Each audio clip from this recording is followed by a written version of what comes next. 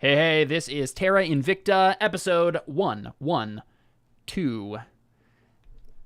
And it's time to play some Dungeons and or Dragons. So we last left off revisiting old haunts, revisiting Calabar, talking with all the various people that you had left behind there way back earlier in the campaign.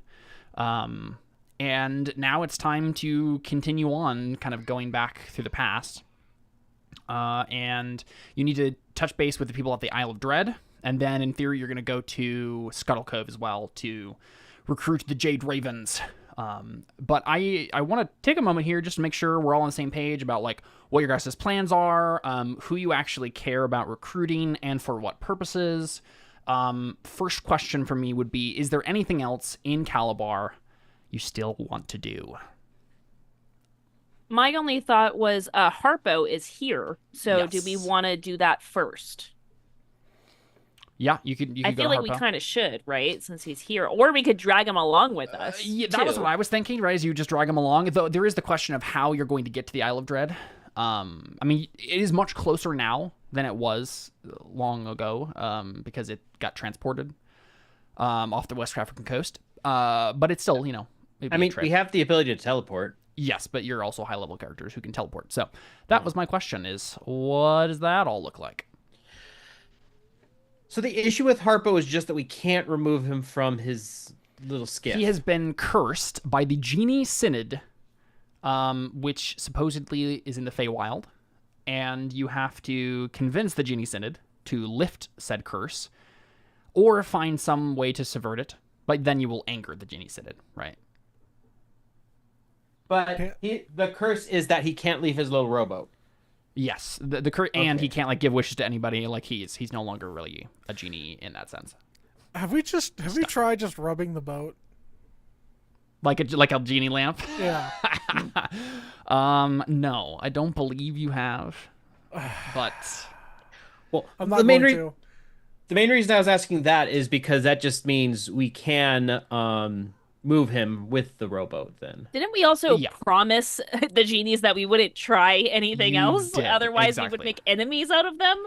the big thing with Harpo is that Audrin specifically, has a bunch of things he wants to and / needs to accomplish at the end of the campaign here, involving like restoring the sanity of the tieflings, reversing any possible savage tide, redeeming the shadow pearls generally so they don't go off, right? And he knows that one possible route to do those things is to use Harpo's wish, right? That's a very powerful... I mean, as far as you guys learned, Harpo's wish, the bad one that got him in trouble, led to the death of an entire pantheon of gods. So, part of this is, and maybe we talked about this before, but part of it's like, it's that Harpo is powerful. That's probably part of it. But also, it probably has something to do with the way that person who used the wish worded said wish, right? But it's Audrin, and I assume that Audrin would be able to find some way to word a wish in a similar powerful way. Yeah. Of note, I misremembered. I have plane shift. I do not have teleport. And we, from the looks of it, don't have access to it unless we go get why did I blank on my own character's name? Oh my gosh. Ren. Ren, yes. Well, keep in I mind... almost said Teppan, and I was like, what? No. Yeah, good old Teffin, a staple of Terra Invicta. There is the new thing that is true about Audrin. He's part of the Verdict now, which means he has the resources of the Verdict. Also, technically, Audrin and Taequi are part of the Order of the Bitter Curtain. There are all sorts of ways that you guys could just hand wave, travel. I'm just saying, I don't have teleport. I have plane shift. I thought I had it. Here's a question to ask. And I know that we were going to have like a whole longer conversation, Jordan, about like what you wanted Audrin's like master plan to be when you guys storm Demogorgon's plane. But is the idea with all of your allies in Calabar that we kind of touch based with just that like you need forces, right? Like you would probably have any of the high level people here, such as Deacon Ross, members of the Bitter Curtain, or these side story adventurers that might be able to, like just whoever is willing to join in the fight against Demogorgon. Is that the idea? You just need like bodies, or do you have anything particular you want any of these people to do as part of the master plan? Yeah, because I think right now your goal is to just go around recruiting people for whatever your master plan is, but part of that recruitment plan might be bringing a particular person to do a particular thing. Obviously, Harpo could be one person that you just start dragging along. And I think Benedict and Serge and Nestor were coming like usual. Yeah, I'm just curious about what all of that is looking like, so we can get a handle on how this is going to go. We have every single NPC drink a potion that turns them into one of our 4 main characters. So that they have no idea who's who. You go to the verdict, you're like, we need 1,000 potions of polymorph, please. That is an interesting plan, I must say. It's a plan that some D&D character might come up with. I don't know if it's a plan that Audryn might think of. It's the final scene from the Three Amigos. Right. No, I don't think I have. I mean, yeah, I also thought the thing with Harpo was that maybe we help Harpo. Maybe we get the Synod, the Genie Synod, or whatever, to help, like, to free him. But I also thought that maybe we just go to them and say, "Hey, do you guys want to help us?" Yep, that's another. I mean, honestly, you could just take Harpo to them and be like, "Hey guys, like this guy just keeps wandering around everywhere. Do you want to do something else with him besides like let him wander around for anyone to just find? And we can help you do something more permanent here if you want, or so you can make some sort of deal with them maybe. Bringing them Harpo might be a sign of good faith, I guess is what I'm saying. Yeah. I guess the main thing that Shami Amore said about Demogorgon is that his weakness is his dual mind, right? He's split. And that means he has 2 reactions to every problem. So a full frontal assault with you guys is one thing. A full frontal assault on multiple fronts from multiple different factions, some of which might be his allies in theory, right? Like other demon lords, like people he wouldn't expect to attack him. That is the thing that's going to like really damage his capacity to fight back and will distract him long enough that you can like defeat him and stop the Savage Tide. Now, all the people the majority of the people in Calabar are likely more of the like bodies category, just like we need more people as part of this force. But you obviously have the Verdict, you have the Order of St. Cuthbert, you have technically you have the Blood Sisters, which you probably need to talk to at some point here. But they're in other places besides Calabar. Like there are people with special skills and resources that you could bring to bear in a particular manner if you wanted to. We need to find that polymorphed cow again. Vital to the end of the campaign is to find that one random cow. Look, the stakes have never been higher.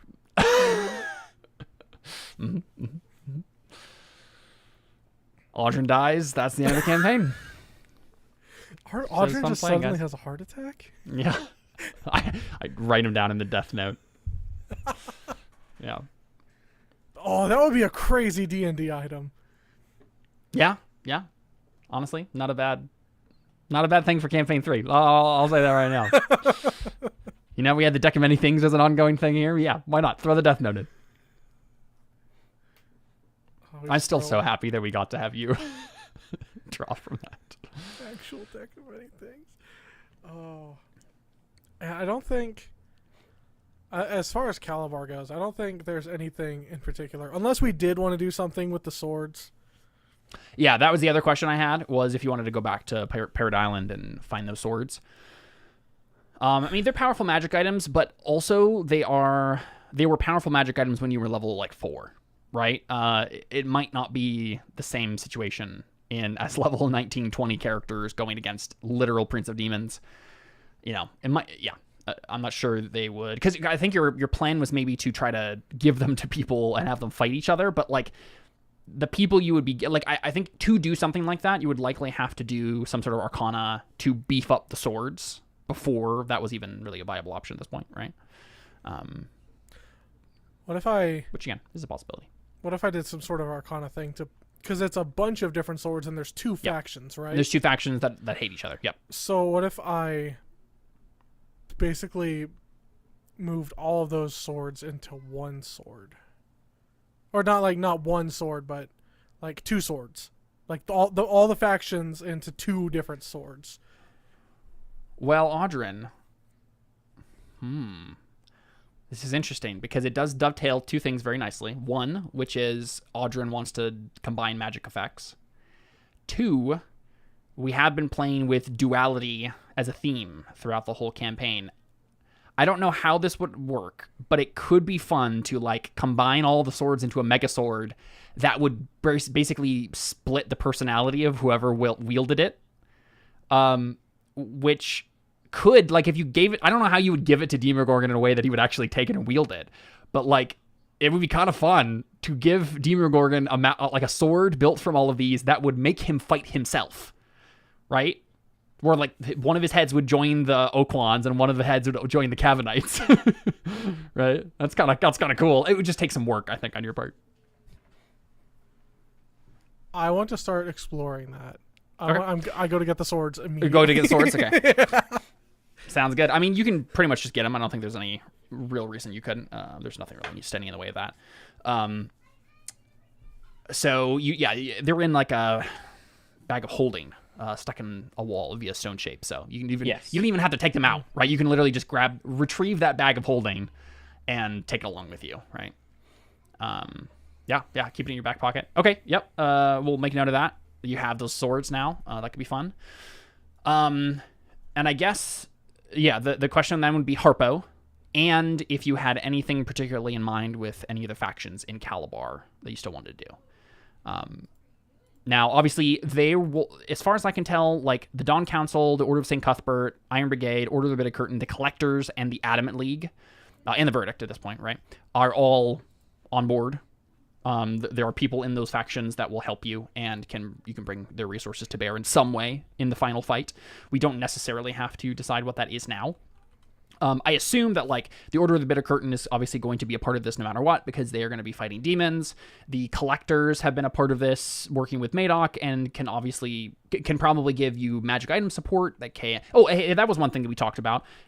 They have a bunch of like random magic items and things. That's their whole gig. You could go to them and ask, if you needed anything in particular, that might be something you could do. Is talk to the Collectors. And then obviously the Order of the St. Cuthbert is going to be assisting in some way during the fight. At the very least, just Anna's honor guard, right? Just want to make sure you guys had all your opportunities. I don't really know if there would be a better place for me to try and recruit the Blood Sisters than Calabar. Like, at the very least, you probably need to talk to them about... Like, what did we leave off with them? You, like, angered them and then made it okay? I angered them in, like, the last... and then they were going to resurrect her and then it didn't work. Yeah. Well, I don't know that it didn't work. I was just told, like, hey, we're going to resurrect her. You never have to do anything with her. Well, Nestor and Audrin went and spied and saw that it didn't work. Oh, remember? Okay. So yes. I assume they would have told you that at some point. So yes, there probably will be some tension when you go talk to them. And Anna would have been devastated. And like, there's the fact that that you're the Lady of Pursuit too, right? Which obviously the Blood Sisters work for the Lady of Pain, and that's a whole thing.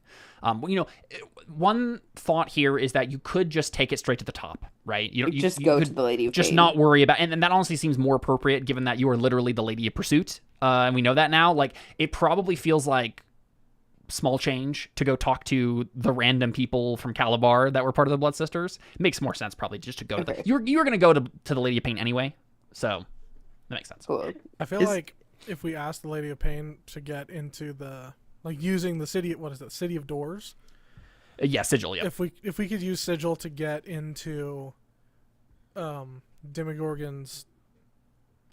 Yes, that would be a really big boon to the cause if you can convince the Lady of Pain to help you with the planar assault part of it, right? Yeah, for sure. Mm-hmm. Isn't the Lady of Pain where Vren is?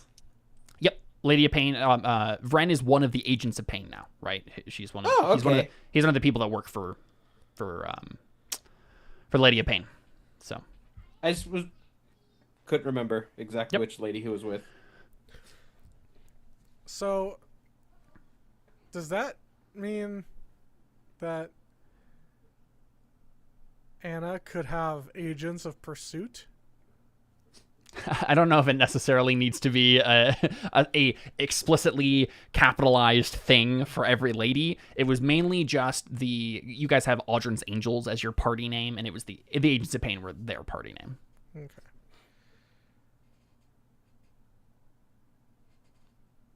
Yeah, as far as you know, that's not a explicit thing among the ladies. I call my honor guard the Agents of Pursuit. Yeah, the Agents of Pursuit. Yeah, there you go. Yeah, that's pretty fun.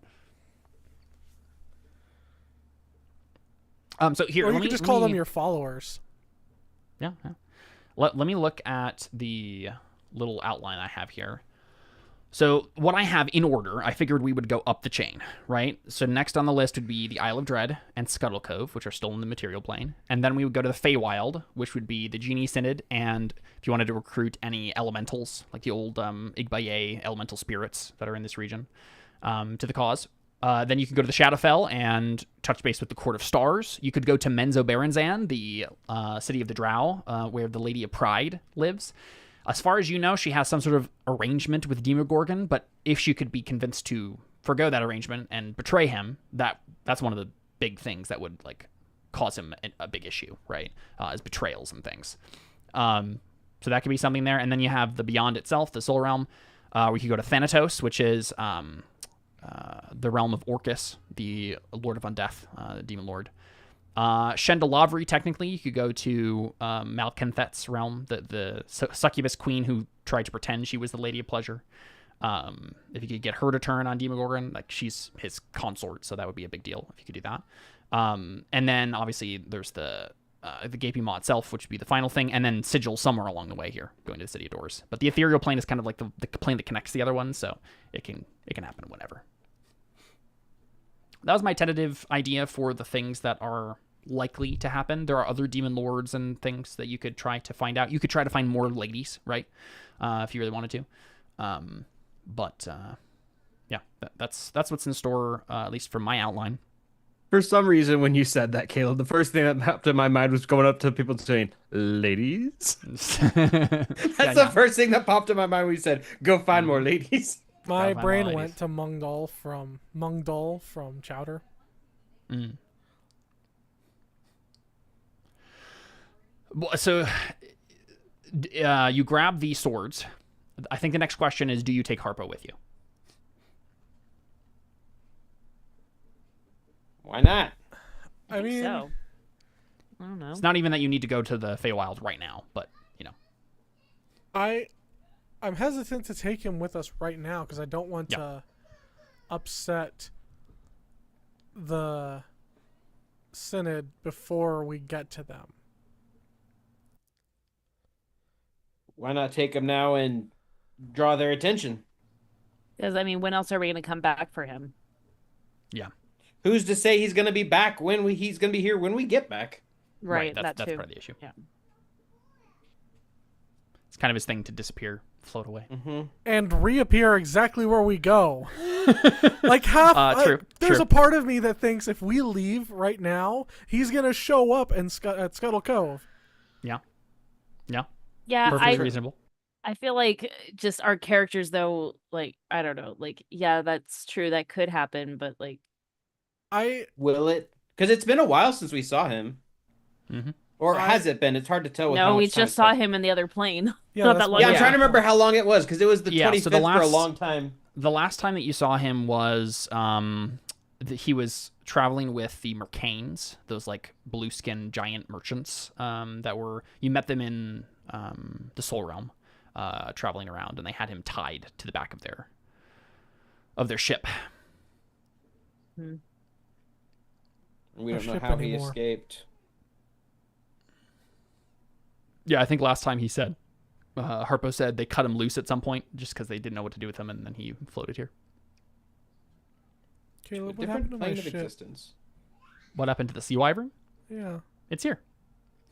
Remember, you sent at the beginning of the 10th adventure, the Wells of Darkness, when you guys were going to go to the Wells of Darkness, you sent the NPCs that weren't coming with you back to Calabar on that ship. Okay. Because you have a wake portal on it, which allows them to shift back into the material plane with it. Okay. Cool. Mm-hmm. Yeah, that's part of this too. Is like, do you take the Sea Wyvern? Do you want to teleport or plane shift or what? And where are you going next? I mean, if we're gonna take Harpo, then we have to take. Then I guess we take him now. The question then is, do we go straight to the Feywild and then come back and then go to, not Calabar, to the Isle of Dread Isle and of Scuttle Dread. Cove. Out of character, I will tell you right now, I have absolutely nothing prepared for the Genie Synod, and I was hoping to actually be able to sit down at some point and prepare something. Okay. Going back to the Isle of Dread and Scuttle Cove, you've already been there. We already know everything about those places. It'd be easy for me to improv anything that we need to do there. Okay. Which is what I was counting on today. But you can throw me a curveball if you really want to. Let's just I say we go to the Feywild right now. I say we go straight to Demogorgon. Straight to Demogorgon. Okay, sounds good. Actually, I think we subvert the campaign. Let's go to the Court of Stars and take over. Take over them. Yeah, that would certainly. Yeah, Anna's like, you know what? I'm the Lady of Pursuit. Join me. I am God now.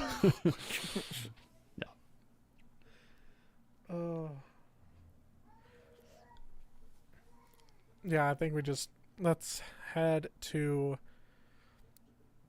the place I can never remember the name of. The Isle of Dread. Isle of Dread. Mm-hmm. Yeah, well, and plus, even if we do plane shift to the Feywild, who's to say that the Genie Syndicate is here in Calabar, right yes. here? You know you what I need mean? to find out specifically where to go. Yeah. Can we ask him where? Oh yeah, that's true. Harpo would know. Well, yeah, that's. I thought part of the idea was that if we brought him somewhere else, chances are that they would come find us. They might. Yeah. They might. Yeah, but they might be. I think what happened last time is we just rolled a random encounter that happened to be another genie. And so I don't think that they were looking for Harpo specifically. I think they came across you and noticed that you had Harpo, right? Mm-hmm. Because again, the whole curse here is that Harpo just wanders wherever, and there's nothing that anyone can technically do to do anything about that. But they want to discourage anyone from trying if they notice. Mm-hmm. I was gonna suggest, so what if we kind of hand wave this and be like, it happens to be near the Isle of Dread. Yeah, it could be. The thing we know about, I don't think we really know anything about the Feywild. Have we been there? No, I don't think so. Campaign. The only thing that you've done in regard to the Feywild, I believe, is that you have. There was that one time where you were in that village and the elementals were there, those kind elementals that you were trying to get on your side, and they went back into the Feywild to lay this priest to rest or something like that, and you were trying to defend their portal that they had there so they could get back, and it didn't work. So, what spell is it where you ability is it where you cast your essence into a different plane, but your body stays astral projection. What plane do you go to with that? I believe in our setting it would be the ethereal plane, and I think that's the case the astral plane and the ethereal plane in our setting is the same thing. Okay. It's just the plane that connects the other planes. Is there anything in the ethereal plane that we could recruit to our aid? The main thing there is the City of Doors, is Sigil. Okay. Yeah, let's go grab Harpo, and we'll tag him onto the Sea Wyvern again, and then we'll start heading to Isle of Dread. And you're just gonna travel there by sea? I mean,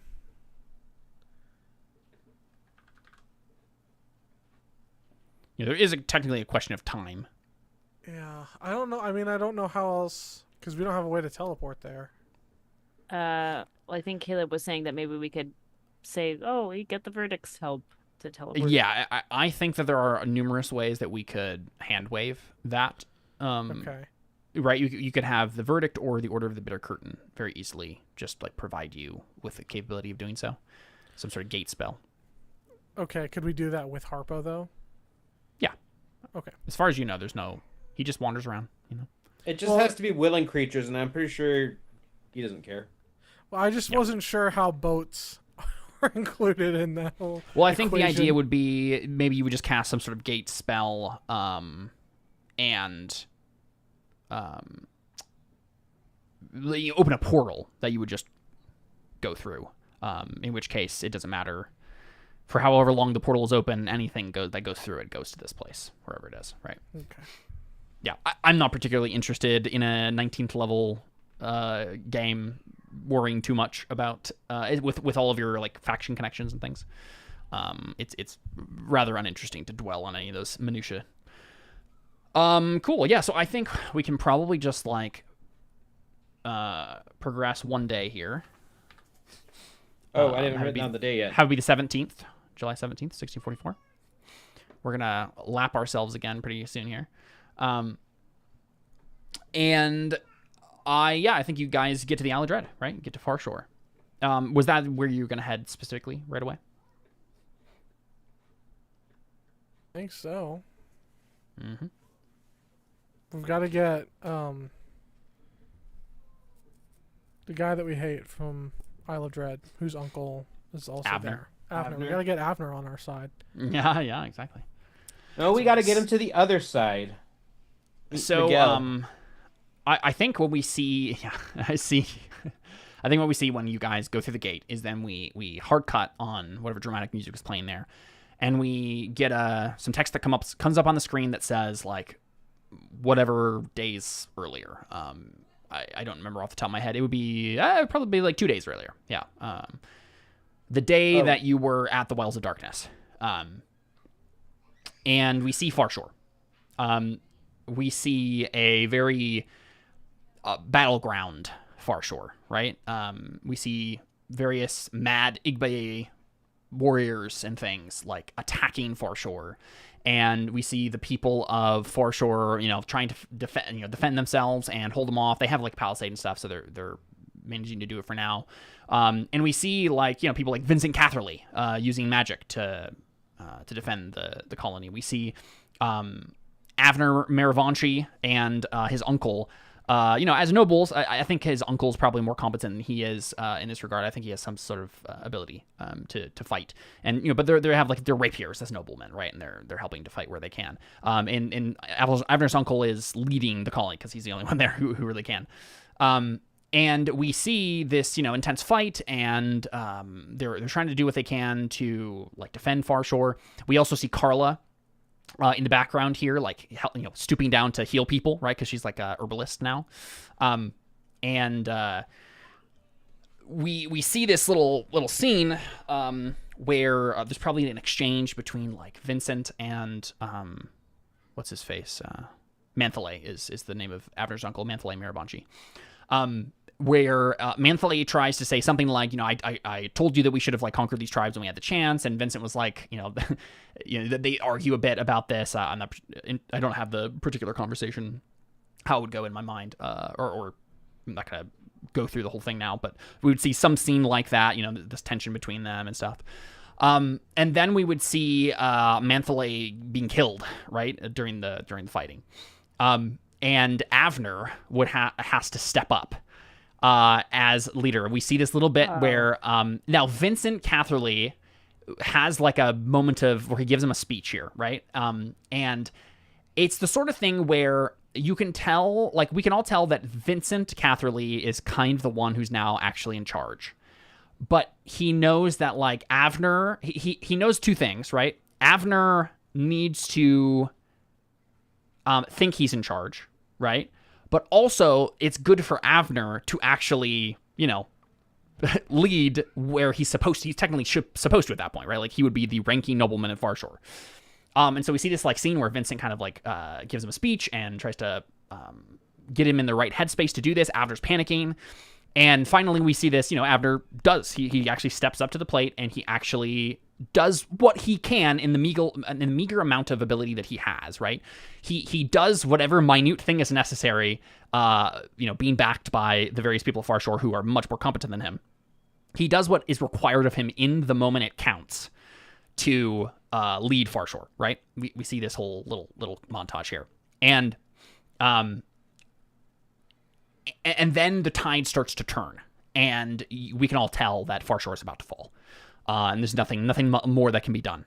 But of course, it is at that point that we see the volcano in the distance send ash and fire into the sky, and then rising from the volcano is a phoenix, right? And Sarotany, who has been kind of growing and gaining power back at the volcano, and now this is the moment where she was also returned back to life by Git. We see her sweep across the Isle of Dread, and what happens is the Igbaye stop being mad, right? At least temporarily, whatever Sarotany does in this montage that we see, she turns them back to relatively normal. She breaks the hold over whatever call is causing them to go mad. It's broken for a moment, and we see a lot of very confused Igbaye run off into the jungle. And it is in this kind of aftermath that we see you guys pull up into Sea Wyvern, right? So it's obvious that Farshore has been fighting. It's obvious that they survived, right? It's not overrun or anything. There are people that you recognize immediately.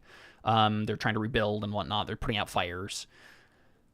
And that's where we see you guys as the gate opens next to Farshore and the Sea Wyvern sails out.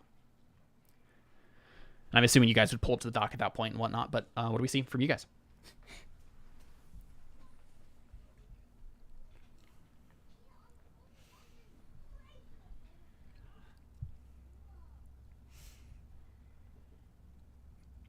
I didn't hear some of it. For the sounds of it, Avner wasn't completely incompetent. He wasn't completely incompetent. Yeah. And again, I don't want to overstate what he actually did, right? He still has the same stat block, and it's rather low level, right? But he just happened to roll a 20 on a charisma check. Exactly. That's basically what he did, right? He did whatever a nobleman was required to do in that particular moment that he was needed, and he didn't flake. Like he was panicking, and his uncle died and everything. He did it. How much of this info do we actually have? None of it right now. This you just see the aftermath of the battle. I think the first thing. What is the priest's name? Vincent Catherley would be the guy you're looking for. I'd probably go straight to him first. And you can fly, so yeah. Yeah. Honestly, you and Anna probably do this, right? Deli sees it and goes, "Man, Avner really screwed this up." Right. Well, do we? Wait, did someone tell us they got attacked? No, because Calabar also got attacked. Yeah, exactly. I don't think you've. So would we be able to assume the same thing happened here, or? I mean, yeah. This is the Isle of Dread. It's full of Igbaye, so yeah, it makes sense. But yeah, I mean, we see Audrin and Anna. Do you go too? Since you can fly, without. I would probably go and try and find Carla. Sure. Yeah. Okay, so let's start with Audrin. Audrin, you fly over to. Do you take anyone with you, Audrin, or are you just flying by yourself? If anybody wants to come with me.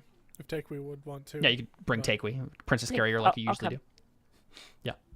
Makes sense, yeah. So you let her down, and you're both standing there at the Farshore Chapel, right? And Vincent is there. And honestly, I think this is where Carla would be too anyway, because this is probably an infirmary at this point, the chapel is. So I think we see all of you just get here. I don't think there's any reason why we need to split the party, really, at this point. However, Deli got here. She gets here too. I mean, Deli can wild shape and fly as well. Yeah, I was going to ask, are people still wandering about, or is everyone in the... So it has been 2 days at this point. And, the fighting for them stopped on the day of when Sarotany was resurrected. So okay. I think it is they're probably okay now. There's probably still some they're repairing a lot of damage. They're dealing with injured people and stuff. but there's not an immediate crisis. It doesn't seem. Because Deli would go where the injured people are. So if they're all in the one place, I think Deli we all would go there to. Yeah, we all go to the Far Shore Chapel, I think is what happens, right? And so we see Vincent Catherley using whatever leftover spells he has for this day, right? Deli healing people. Yep. Yeah, you guys start working to do that. You're all 19th level characters who can also help, right? So I assume you do so. You start to help out, and we see Vincent at the head of the Far Shore Chapel here, and we see Carla obviously going among the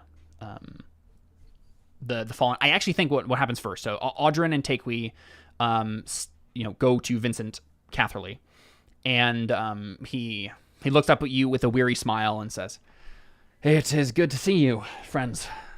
I take it that something went well. News has been scarce here, but..." Yes, and we take it something went wrong? Yes, it went wrong, but as far as I can tell, it went wrong everywhere. Did it not? The scant news I've been able to get from the Order of the Bitter Curtain has said so. Deacon says Calabar was attacked as well? Indeed. Seems to be affecting tieflings. Yes. Well, unfortunately, I think that whatever marked them as tieflings long ago was the work of Demogorgon, and he has some sort of hold over them. But Saratni gets Phoenix Friend seems to have changed that for now, at least here.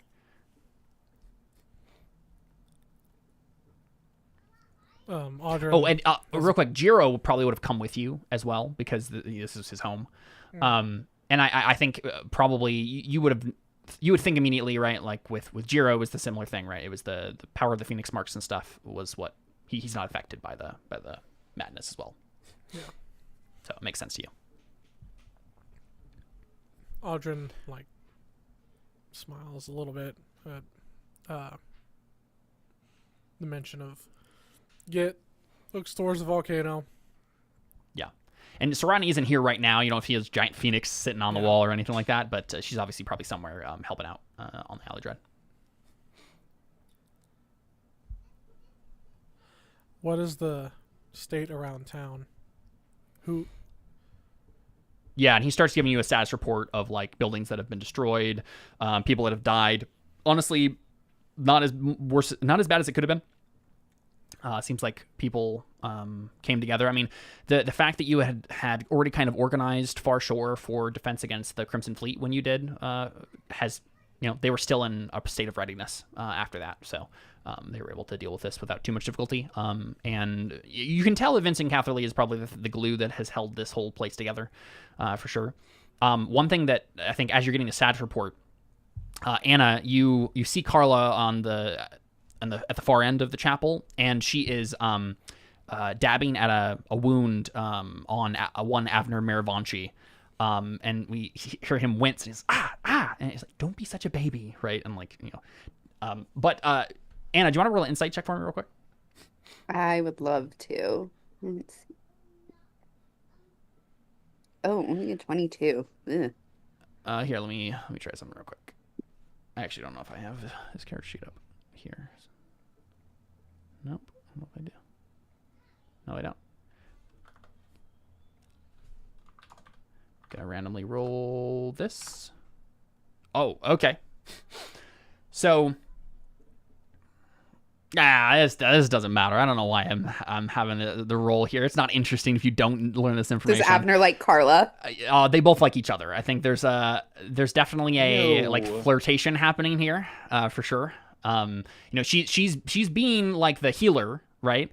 But their banter that's happening here. Once you listen to it for a moment, you can tell that it's flirtatious in nature. Fate worse than death for Carla. Look, Avner's having his Zuko moment, okay? Yeah. And it's not to say it doesn't seem to you like it's progressed very far, right? This isn't like they're now a couple because of this one battle. But you can tell there's not any sort of malice or tension between the two of them at all. It's very casual and kind of teasing. Yeah. Hey guys. And Carla looks up and says, Anna, it's so good to see you. And then, comes in and gives you a hug. Yeah. And honestly, even Avner looks at you and you can see he's relieved. You see relief on his face. He's like, oh, good, the heroes are here. Right. And you see a visible weight fall off of his shoulders for a moment. So you can't kill Avner now because it's Carla's boyfriend. Again, it hasn't happened officially yet. We're just seeing hints. So we have to kill him now before it's too late. Yeah. It's our last chance. Last chance. Yeah, exactly. So, did Avner, since you did such a good job leading the people of Farshore, we need you as the general of the attack against Demogorgon. This is a certified Jar Jar Binks situation we have on our hands. It feels like if with David, Bathsheba, and Uriah, but it's like if Uriah was sending David out to fight. I don't know if that makes. I don't know. Anyway, I don't think it does. But it makes the connections make sense in my head. But so did what was the priest's name again? Vincent Catherley. Vincent Catherley. Did Vincent Catherley tell Audrin about Avner's stepping up to the plate? And probably by the end of his status report, that's the thing that we as we cut back away from Anna reuniting with Carla, and you can obviously say whatever you wanted to say in particular if you had something to talk to her about, but I assume just a reunion. That's when we cut back to you, Audrin, that's what Vincent is saying, right? And though Menthle was killed in the fighting, I must say I was surprised when Avner, of all people, had his moment of courage. I won't say that he was the deciding factor in the fight. No, that was Sarotany for sure. But I think there's something in that young man. Something that, well, it's going to take some nurturing, I think. But there's something there. You just see a look on Deli's face. She goes, Avner. I was just as surprised as you, Deli. And who knows, maybe he'll revert. But for now, he seems to have taken responsibility rather well. As the current, as the ranking nobleman in Farshore, he is formally in charge. Ugh. And he's just smiling at you, Deli, yeah, I know.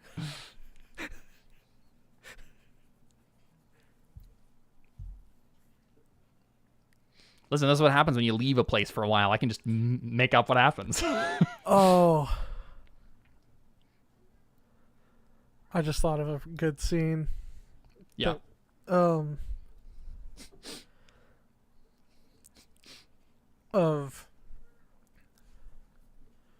thinking of maybe having a scene of Audrin basically.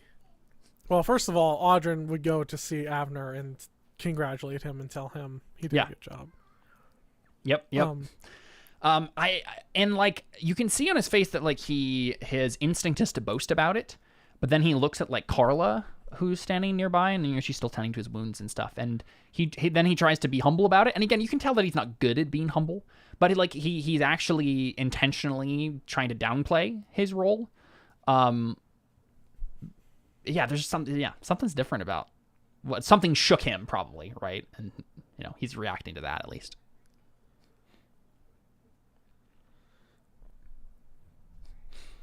I'd like to think that he was trying to brag to Carla one day, and then she was just "You're such a jerk." And he was like, crap. He took it hard, jerk. Yep. I think one of the last things he says is, well, I hope your fight against whatever it is you all are fighting against now. Was it some sort of magical pearl thing? I don't remember. Oh, that's that's a while ago.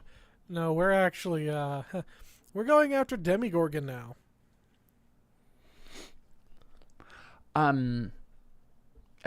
Now, my knowledge of religion and demonology may be lacking, but did I hear you say Demogorgon? Isn't he the prince of demons or something along those lines? The very one. And this is why I'm glad that you are the heroes and I am not. And Dolly thinks to herself, there's the Avner we know. Audrin, like, his face scrunches up a little bit and his head tilts. And he goes, what makes you think you're not a hero? What do you think stepping up to the plate to do a job that you haven't been trained to do, that you aren't ready to do, but you do it because it's the right thing to do, and because you have to do it because you're the only one who can do it? What do you think that is? Well, I mean, I was given training as a nobleman. I'm supposed to be good at leading others. I can't say that I've ever, but I don't know. Training isn't training until you've tried it and sometimes fail and try it again. To be honest, Audrin, it was mostly other people, Vincent Catherley and the giant flaming bird in the sky that kind of saved everyone out of nowhere. I just gave one speech. No. There were some... You gave your first speech. And likely my last, because it won't be long before Lady Lavinia returns and things will go back to the way they were. Does Audrin know whether or not Lavinia plans? It seemed like Lavinia was pretty busy in Calabar, and she has Deacon Ross to occupy her thoughts. Yeah. Right. Yeah. So Audrin says Lavinia might be a while. He frowns. He's like, "Well, I'm sure that when all this is over, when all this is over, you have a choice. You have a choice to go back to what you already knew, or to jump into an adventure that you don't know where it's going, that you have no idea." I've always left the adventuring to you. Audrin shrugs. I don't know. He looks over at Carla and then looks over at Takewee, and he says, I think you've got an adventure up your sleeves more than you realize. Sounds like a roll to me. Ugh. It sounds like a persuasion roll to me. The one thing Audrin is just great at. If we all know anything about Audrin, it's how persuasive he is. I can add 10 to that if I need to. I don't know. I feel like a 25 is probably all you need, really. 25 is a pretty good DC to hit. Now, again, this is going to take some time.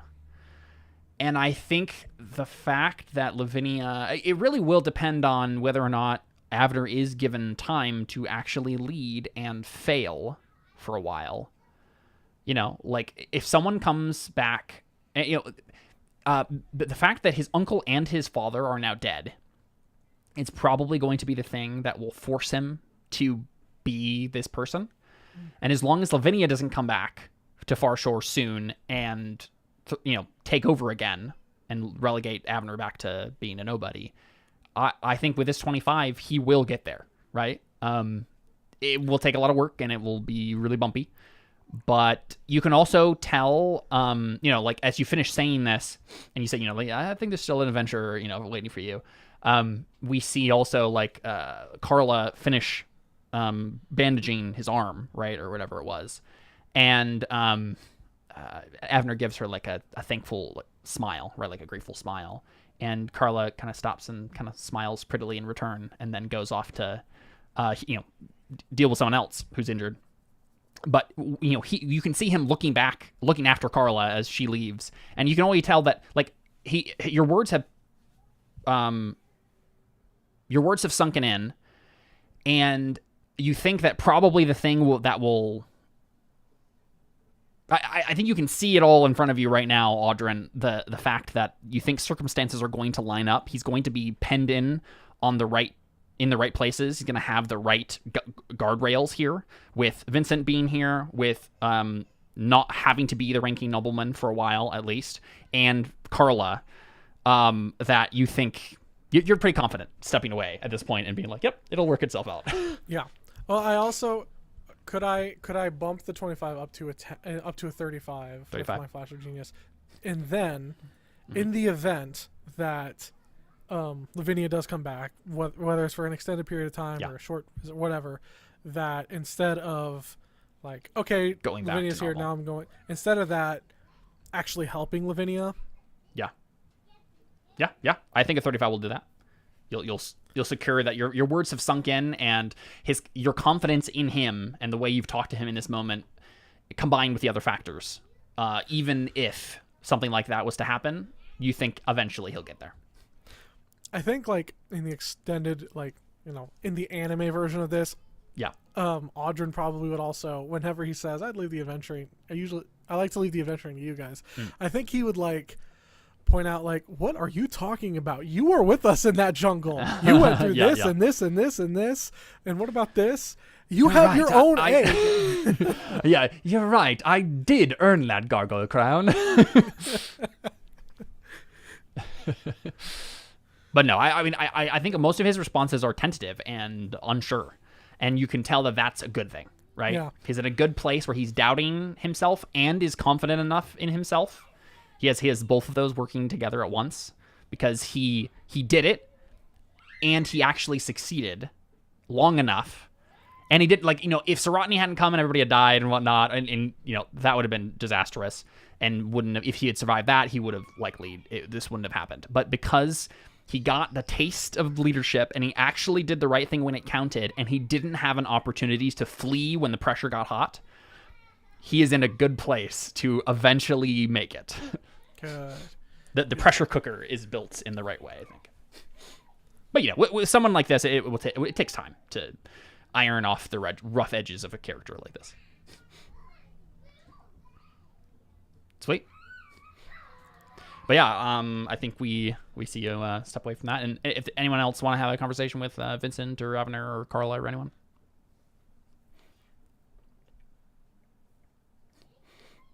Yes. So the scene that I thought of, I don't like. Okay.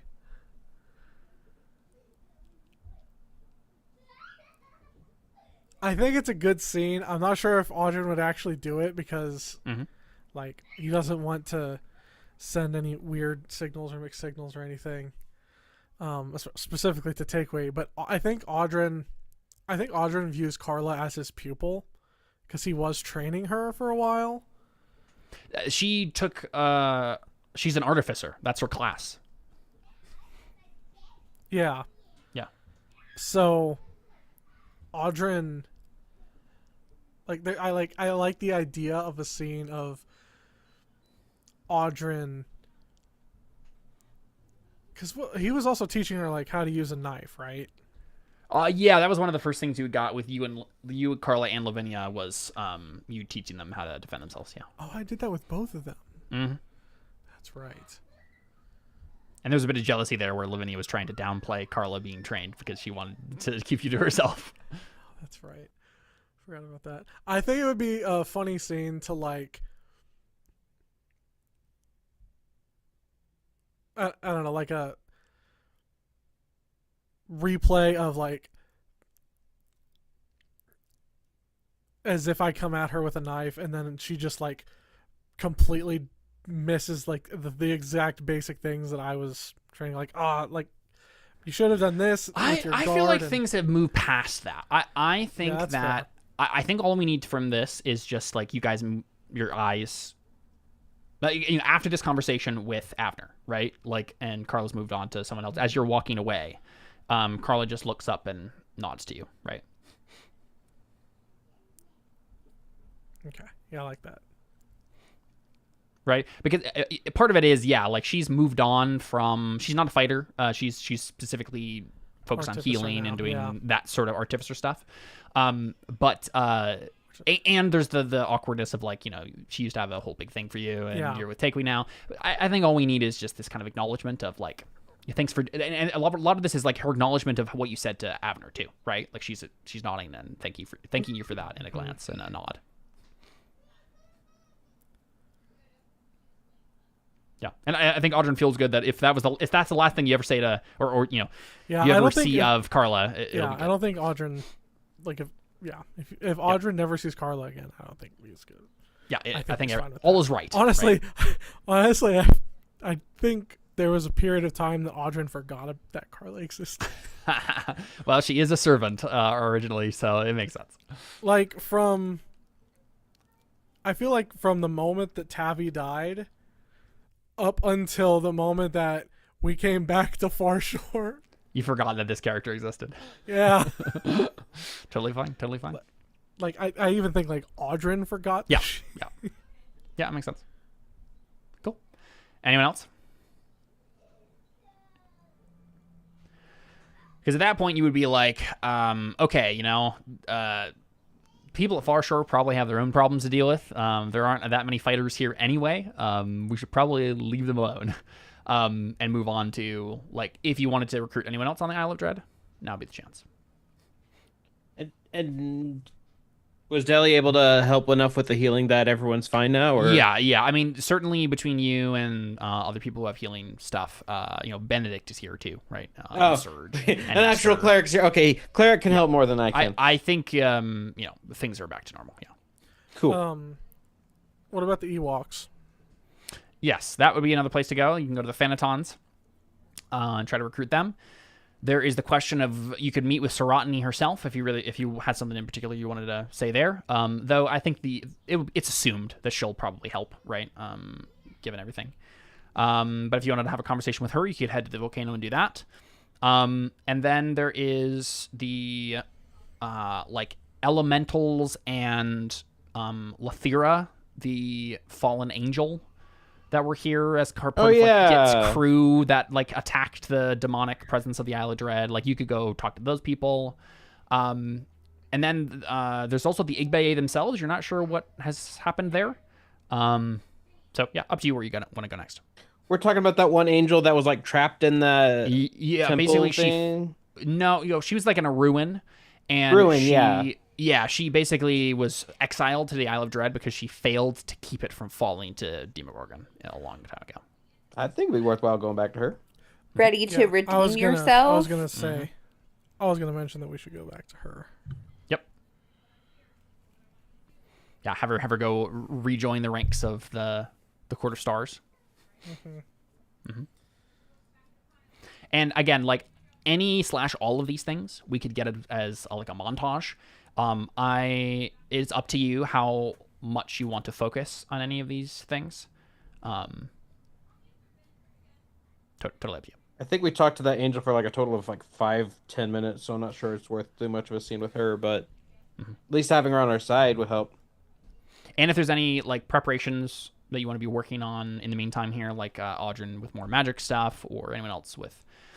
Like, Anna, at any point, you could try to learn more about what it means to be the Lady of Pursuit and try to, like, stretch your powers. Any of that stuff can happen. I feel like I would just kind of be, like, itching to get to a different lady to kind of, like, talk to them to understand more. Because, like, I don't know. Do I just sit and meditate to try and figure this out? Like, yeah, exactly. I don't know. And going to the Lady of Pain or the Lady of Prudence at any time is perfectly reasonable thing to do.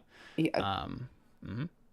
It's safe to say that Deli would know that since her dad was in the place that had the, like, anti-scrying thing on it, there's no point trying to scry on him because he's probably going to be protected again. Yeah, I mean, he's likely in Demogorgon's capital, and you'll be able to fight him when you storm it. I just mean, like, there's no point trying to scry on him because he's probably kind of... not, Yeah, okay. Yeah, Demogorgon's capital has protections against that sort of thing. So I guess here's a question then. Out of the stuff that's on the Isle of Dread, the Thanatons, the like elementals and Lethera, this cadre of elementals and stuff that got together, Serotni being one of them as well, or the Igbaye, any of those that we want to spend a particular amount of time on? Dinosaurs. And yes, you could recruit some dinosaurs. Now, recruit dinosaurs. And any of these that like, even if you don't want to spend like a longer bit of time on them or have anything like played out in a scene, we'll still probably make a roll, right, to do things that actually have some sort of element of risk or challenge to them. I'm not going to just basically say, you do it, for all of these. But yeah, I mean, it makes sense that Deli would buy... Oh, here's a question for you, Seth.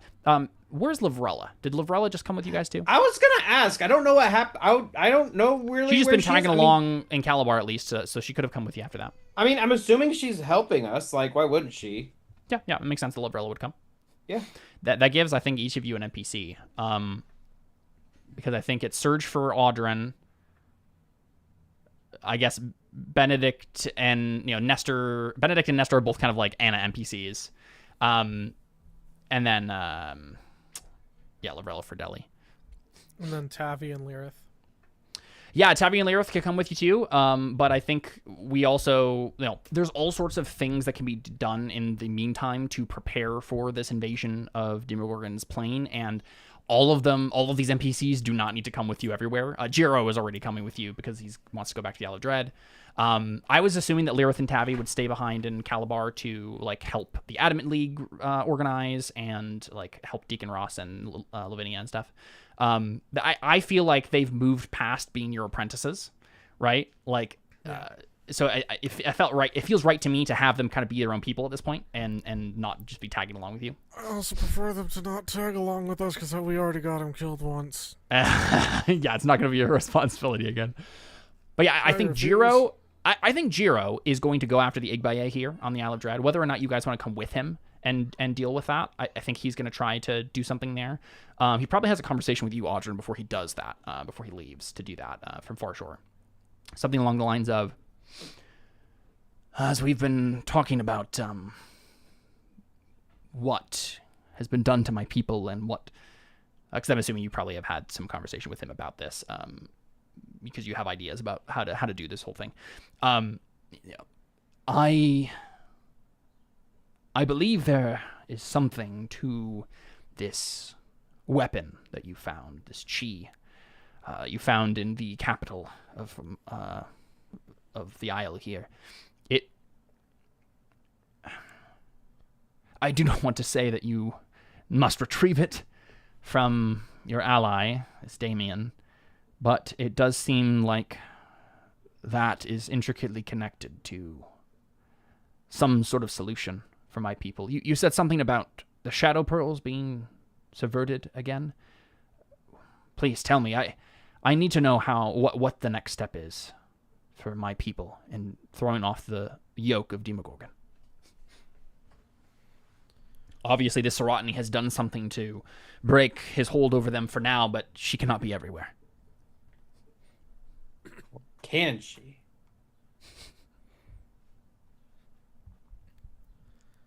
What is the next step? Because I think your idea was that you could, when you reverse the Savage Tide and redeem all the pearls using some power source of some sort, whether that's Harpo's Wish or something else, you could basically reverse the Savage Tide and break this effect over the whole race, right? Because in theory, Demogorgon has placed these Shadow Pearls around West Africa and beyond, right? To set off the Savage Tide properly. There's dozens of pearls that you guys don't have accounted for, that the Crimson Fleet has spent months like seeding throughout the world. And since apparently Demogorgon has some other way to like set them off as a Master Pearl, now that Zenaya gave him the fruit from the Tree of Life, that will need to be dealt with in some way. And I think your idea was to basically do a 1-2 punch, right? Where you redeem the shadow. You don't just stop the Savage Tide from happening. You actually subvert it, and you use that wave of energy and use some sort of redemption to it to like switch it and make it a force that will break this on the tieflings. Because I mean, kind of what's happening to the tieflings right now is kind of like a proto Savage Tide, right? Like whatever Demogorgon set up with like the Isle of Dread and various other like ruins and shrines across West Africa, and the fact that he made the tieflings long ago, right? Like the Igbaye themselves are like tieflings of Demogorgon, like they're abyssal tieflings. We've learned something about the history of the people at this point, where like Demogorgon like tricked them into like taking some sort of mark or gift, right? And that will need to be reversed in some way with the Savage Tide. That's one way of doing it, at least, is doing that. And then Jiro is basically pointing out like, another way could be retrieving this chi, and it seems like to be the soul of my people in some way. Yeah. Lore ramble there. Up to Audrey how he wants to pursue it. So it seems like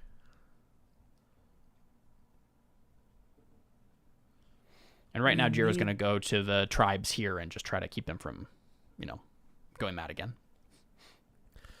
It seems like the thing that needs to happen next then is figuring out a power source or multiple power sources that can be put into one. And like sources of power that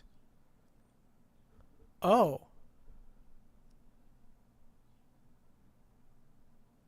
collectors were the ones who were like interested in the magic items, right? Yep. And they were stockpiling a bunch of like cursed magic items for Delhi to eat. Kind of, not cursed. It was basically like junk magic items that corrupted, cursed, useless. Well, she never because they always uncursed it. Remember, there's a reason why I ate the one sword and it went really badly. So it's literally just magical garbage disposal. Yeah. There was nothing worthwhile. That's why they got rid of it. Yeah. Okay, so there was no curse or any demonic thing. Okay. No, I don't think so. My thought was if we could start collecting things that have some sort of power, things that have like demonic power, and then if we could subvert that demonic power, and then gather a collection of those things, basically like having 1,000 AA batteries. Do you want to make an Arcana check for me, Audrey? Audrey is good at putting pieces together in like kind of magical hunches. I think you should make that roll, and we'll see how high you get, and I can fill in some details that Audrey might be able to think of. Is Audrey doing this by himself, or does he have help with this? He can always have help, yeah, because I'm assuming you're doing this over a long period of time. Okay. Deli can always help you with these. You gonna do Flash Genius? Yeah, we'll do a 48. 48 is pretty good, I guess. So, and I've known this for a while, but here I'll lay out the possible power sources that I know of, and likely Audrey would, that could be used to do this, right? You know that you need some sort of power source, preferably not a corrupted power source, right? Something good that you could then use to flood the tide, the shadow pearls with energy and like subvert them, right? To whatever this is. You'd have to figure out or find some ritual that would allow this to be done. You still don't know that part yet, though. You remind me real quick. What did you do to do the shadow pearl subversion in the prison? What did you use to do that? 'Cause I know you subverted one of them. I think when I subverted the shadow pearl, like I was inside of it or something. Yeah, you were like dead, weren't you? And then you were trying to get your friends to like do something. Oh, when we were there. That's what I'm referring to, right? Because you set it off. Oh no, no. Yeah, you made a radiant seed before you set it off. That's what it was. Because we made it while we were still at the. I remember. It was the thing you did with Delhi. You took of your own soul to do this. Yeah. Okay, I remember now. Okay, so all that being said, the power sources. Yeah. It takes soul magic. Soul magic is what's used in weapons and like other magic items. Well, not always. It can be any of them, but soul magic is not necessarily the most powerful magic, but certainly the type of magic you're looking for here. Okay. So the sources that I know of that Audrey would be able to think of, and you can feel free to, if you have any other suggestions and things, we can pursue it from there. The chi, right? If you got the weapon back from Damien, whatever he's put in his sword, that is in theory the soul of the tiefling race or something like that, right? The soul of the Yigbe. There's something going on there. You could get that. You could use Harpo's wish, right? That's likely something equivalent that you could, if you phrased it right, you might be able to, whether or not it's the wish itself or something you could get from the wish, right? That could be used to do this. Another thing would be, I guess technically another fruit from the tree of life could do the trick, but you don't know what the consequences of such a thing might be. Typically, and we know it's guarded by someone who won't let people have it for fun. Super stingy, yeah. There are typically consequences for taking it, right? So it would be a risk, or there might be something you have to do. The other thing that you can think of, and I think this is the main thing that you are thinking of new, Audrin, is that Anna might be the key to this. The power of a lady, right? The whatever primordial soul that they have. As far as you know, they can't be killed, right? So even if, like, say, for example, Anna wanted to sacrifice her soul to do this, she would probably just be reincarnated at some point, right? Like, apparently these ladies have been doing for forever. So, something like that could be done here. And then if you had any other thoughts, we could talk about So what you're saying is we sacrifice the Lady of Pain. Yeah, uh-huh. I have an idea. Mm-hmm. Deli's still a master pearl. She's just a clean one now. True. Yep. She doesn't have access. You know that souls is primarily what you're looking for here, and so yeah, Deli could give of her soul. Well, I'm just saying, like, because like they were calling her the master. Well, wait a second. Well, no. What I was trying to say, I was saying like. Yeah. There was clearly her dad was going to do something with her to trigger everything. But that's what the pearl that Audrin took out of you was, and he already used. Oh, he took it out of me. Yeah. Ew, I forgot about that part. Oh, right, because I ate one. That's how this whole thing started. Right, I forgot part of my own backstory. Yeah. It's been a long time, so I don't regret you. A long time. And if you have any other thoughts, Jordan, we can talk about them. But that's the sort of stuff we're looking for, I think. Yeah. And then you would need some ritual. Which you could probably just make up, given who you are, to allow that power to do the thing you need to do.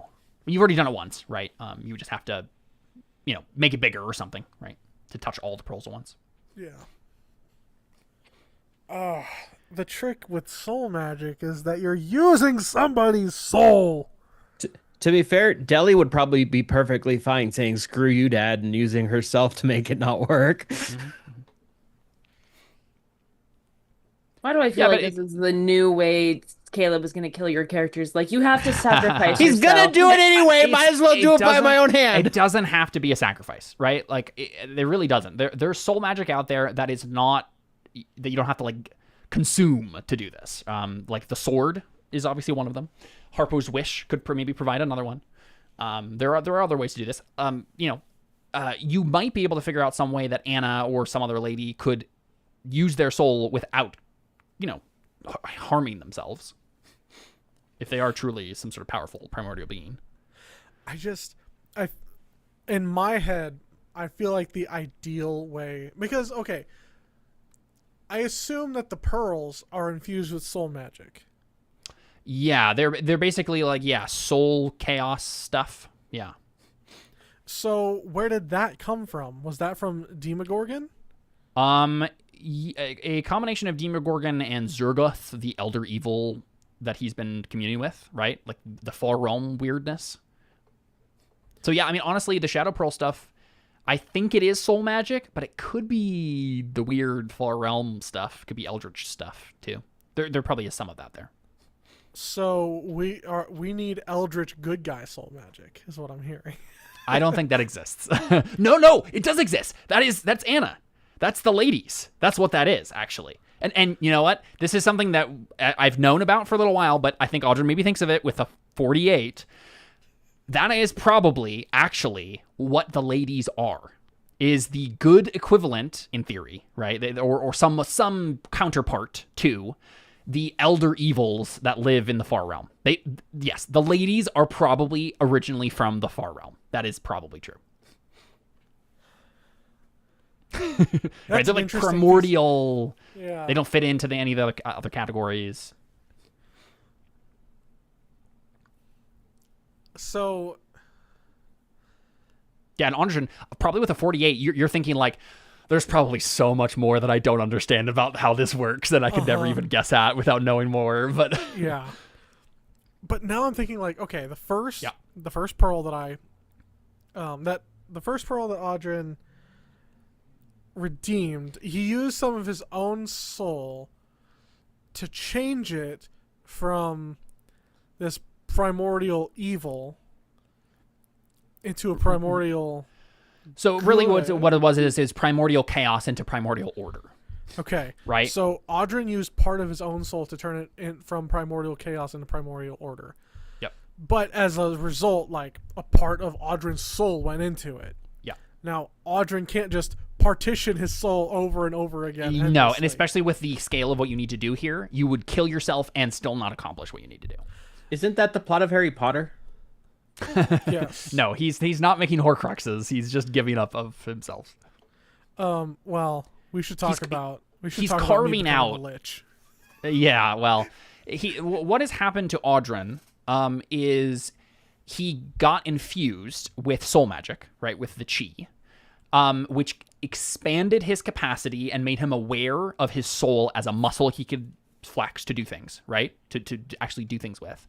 And even though he doesn't have the chi anymore, he can still flex that muscle, right? It's still a thing. And he did, but because he didn't have that excess reserve of energy to use, he carved off a piece of his own soul instead, right? But now I've also been learning how to basically use the muscle from other places. So here's my question. With Audrey doing it, he's trying to mess with primordial energy with his with non-primordial energy. Yeah. So yeah, I think typically what you're doing is right now with all this stuff, you're doing soul magic to combat whatever this far realm magic is. Yeah. So if Audrey were to do something similar with the far realm order magic, is there a chance that instead of partitioning souls or instead of partitioning Anna's soul, because the lady of pleasure will be fine either way, but Anna might not be fine is my concern. But you mean the lady of pursuit? Yes, yeah, I understand what you're saying though. Like the person known as Anna might cease to exist even if the lady of pursuit persists. Yeah. Right. Which is what I don't want. But then I'm also thinking, well, it's a little bit different because there's the... I think you're right. Yeah. Because Anna is not a soul in the same way that everybody else is. She is actually whatever this honestly, let's be real. The difference is not the ladies are good and the elder evils are evil. The elder evils are chaos and the ladies are order, right? That is what it is. They have this structure to them. There are 9 of them. They are primordial. They each are aligned to a different alignment. There's a really firm structure there, in a sense where the Devourers are pure madness and chaos and with no rhyme or reason to them at all. Yeah. So then my thought is maybe it doesn't. I think you might be right. That the power source, it's there. And it's really just going to be a matter of Audrey figuring out how to do what he's already doing with soul magic, but do it with primordial whatever this primordial thing is. Yeah. Well, I think the risk is here. This is the risk, I think. It's not as easy as, there's no danger to Anna because she is primordial or whatever. I think she actually does have a soul. Anna has a soul. right? Or there's some soul magic there for Anna. The Lady of Pursuit is not made of soul magic in the same way. And so, yes, what you want to do is figure out how to tap into that Far Realm stuff without having to go through the soul and jeopardize the soul somehow. Yes. And that, I mean, honestly, this is going to depend on whether or not Anna can become the Lady of Pursuit in the way that she needs to, right? I think we have found our little dovetailing of two plots there. Yeah, so I think... Two character arcs. I think... Who is it that Audrun's with? Jiro, you're talking to Jiro, right now. thank you. So I think... Man, I am horrible with names. Just absolutely terrible with names. It's okay. So I think Audrun's, like, explaining all these things and, like, figuring these things out while he's, like, saying them. Saying all these things to Jiro, and then he's like... Jiro's like, I think I've followed you, kind of. Jiro's just kind of like, yes. okay. So Audrun just goes, the thing we need to do is we need to figure out how Anna can fully embrace her origin as the Lady of Pursuit. Yep. So anything you can do or have any leads on. Jiro like looks at you like, I would love to be of assistance here, Audrun, but I must admit I think this is a bit beyond my ken. He comes to me, he's like, what do my people need to do next? And I'm like, well, and then he's like, let me give you a glad I don't have to deal with that. I know. Let me give you a lecture on magical theory. And he's like, sounds like you've got it taken care of, buddy. I'll let you do that. I honestly think that is where it ends, though, because Jiro has this is very much beyond what he is. He's not smart. I'm almost positive he has like a negative intelligence score. I'll double check, but I'm pretty sure that's the case. Yes, he has an 8 intelligence. Yep. Oh my so gosh. he's like, I'm gonna go help the Igbaye with whatever they need right now, and I'll let you do that. You let me know if there's anything I can do to help you with what you need to do. I just spoke about trigonometry with a kindergartner. Yes, exactly. Yeah.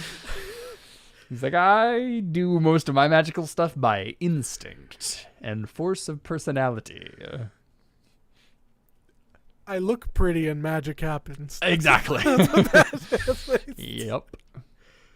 And like Audrun has 30 intelligence right now too, so he's like off on some completely bonkers theory that, it's so over his head. You have 22 more points of intelligence than this guy does. My modifier is the difference in our my modifier for Arcana is the difference in our intelligence. That's crazy. Yeah, I think that's where that conversation ends with Jiro, but do you go talk to Anna about this? Or are you just going to like do something more subtly here? I don't think, well... I mean, honestly, going to the Lady of Pain and or the Lady of Prudence is probably a good first step for Anna figuring out what to do next. Mm-hmm. And we have an idea of where the Lady of Prudence is now?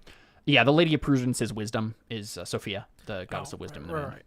And we're going to the Court of Stars. You are going to go to the Court of Stars anyway, and you could go to the City of Doors first if you wanted to. It's totally up to you how you want to approach this, but a lot of this does depend too on like what Anna wants to do in terms of, does she want to go to the Lady of Pain first, or does she want to go to the Lady of Prudence first? I think I want to go to the Lady of Pain first.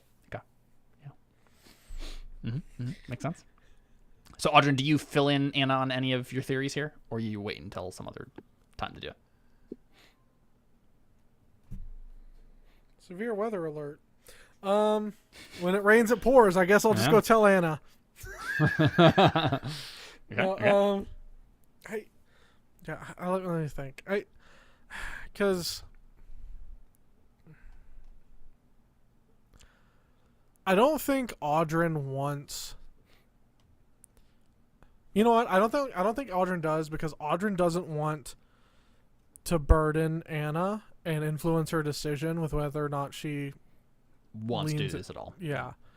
So I don't think Audrin not yet, mentions it yet. Makes Great sense. choice, because I don't think Anna would have taken that very well. Uh-huh. Anna, you could be the savior of an entire race and all of the world. In fact, everything depends on you. Honestly, this reminds me of Zelda and Breath of the Wild when she couldn't get her power. She couldn't figure it out. I mean, it reminds me of Raya. Yeah, that too. Again, like I do think that Terra Invicta has been a little bit more balanced, and everyone has a little bit of like, you are responsible for the fate of the world. Yeah. Just circling right back around. Well, because let's think about this, right? Deli has to face Zurgoth. She has to face this primordial chaos. That is apparently her destiny. She also, she needs to face her father and stuff too. Takui needs to like fight her sister, and save the Yuan Ti race, right? By like giving up the blessing.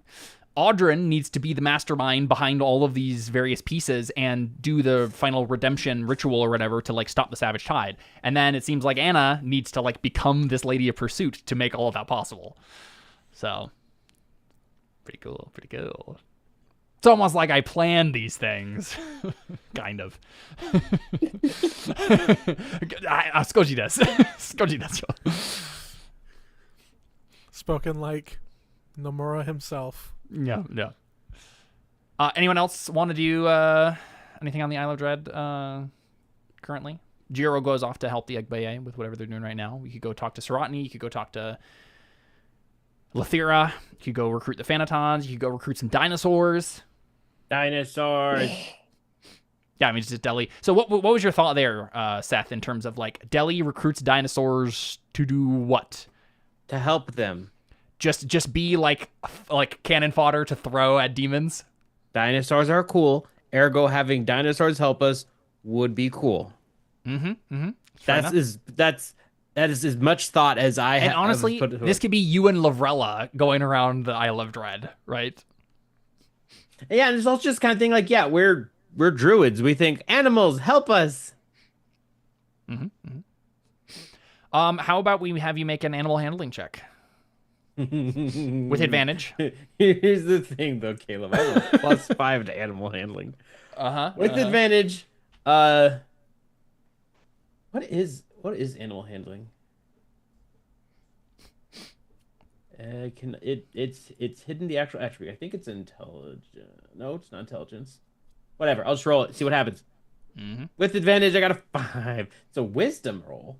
Why am I not trained in this? Okay, whatever. Well, that's a 19. Is this something that would have been happening over a course of time?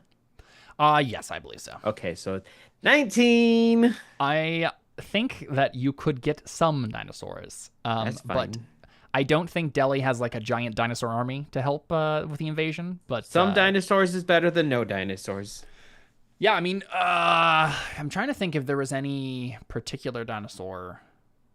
The one dinosaur. The one dude. Yeah, there was the Dimetrodon, but like, what is he gonna do? Be my pet. Sure. Yep. There you go. That's what you've accomplished, Delhi. Okay. You found that guy and made him your friend. I found Ucheche, and I got him back. Yeah, Ucheche. Sounds good. Delhi's helping. I'm doing what I can. Cool. What else do you guys want to get up to on the Yellow Dread? Wait. Go recruit the what kind of Ewoks dinosaur is this? Like you said, it's a Dimetrodon. Yeah, so like a kind of like a lizard thing with like a sail on its back. Yeah, it's not gonna be able to fight really. Does it even have a 5e stat block? Yeah, I at least have one in Terra Invicta somewhere. The original one. What you need is you need the king. It's a CR 1/4. I think I upgraded it because it was like diseased and stuff and had other things going on, but yeah. Still. Yeah, it's gonna be your pet. It's not gonna do much more. That's fine. He's my friend. We need a whole dinosaur army. again, that would be great. Unfortunately, Delhi has a 5 to animal handle, so. Wait, I just don't have it trained as a skill for some reason. It's just I don't get opportunities to train skills. Delhi's, so yeah. Despite her love of animals since the very beginning of this campaign, she actually sucks at talking to them. she got lied to by a giraffe. By a freaking elephant. Was it an elephant or was it a giraffe? Yeah. I think it was an elephant. Yeah. Okay, for some reason I thought it was a giraffe. But yeah. it's ironic that you forgot that. Yeah, because the line was, "That elephant's a freaking liar." that was the quote from Forever Ago. Dang it, it would have been funnier if it was a giraffe, because then we could just say the giraffe likes to tell tall tales. No. But no, it's a freaking elephant. Mm-hmm. Sorry to disappoint you. It's okay.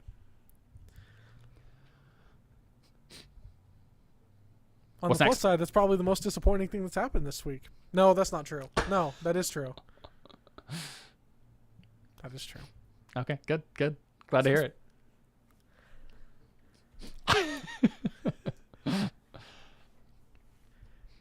Well, anyway.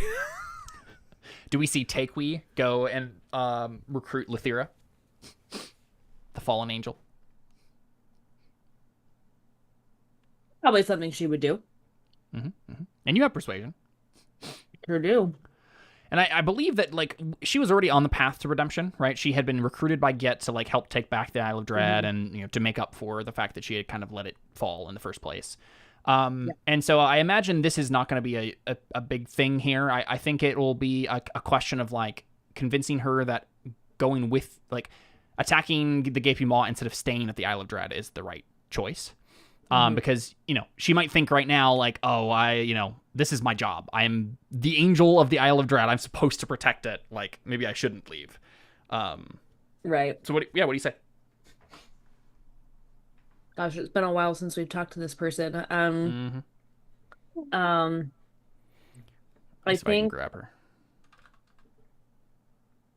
Trying to think. I feel like something that Takewee would probably say to her is just that, like, now, what kind of angel is she again? The fallen kind. I don't remember off the top of my head. Let's take a look. She's a Deva. Deva. Okay. All right. So at least according to the stat block here that I had for her forever ago, a CR 10.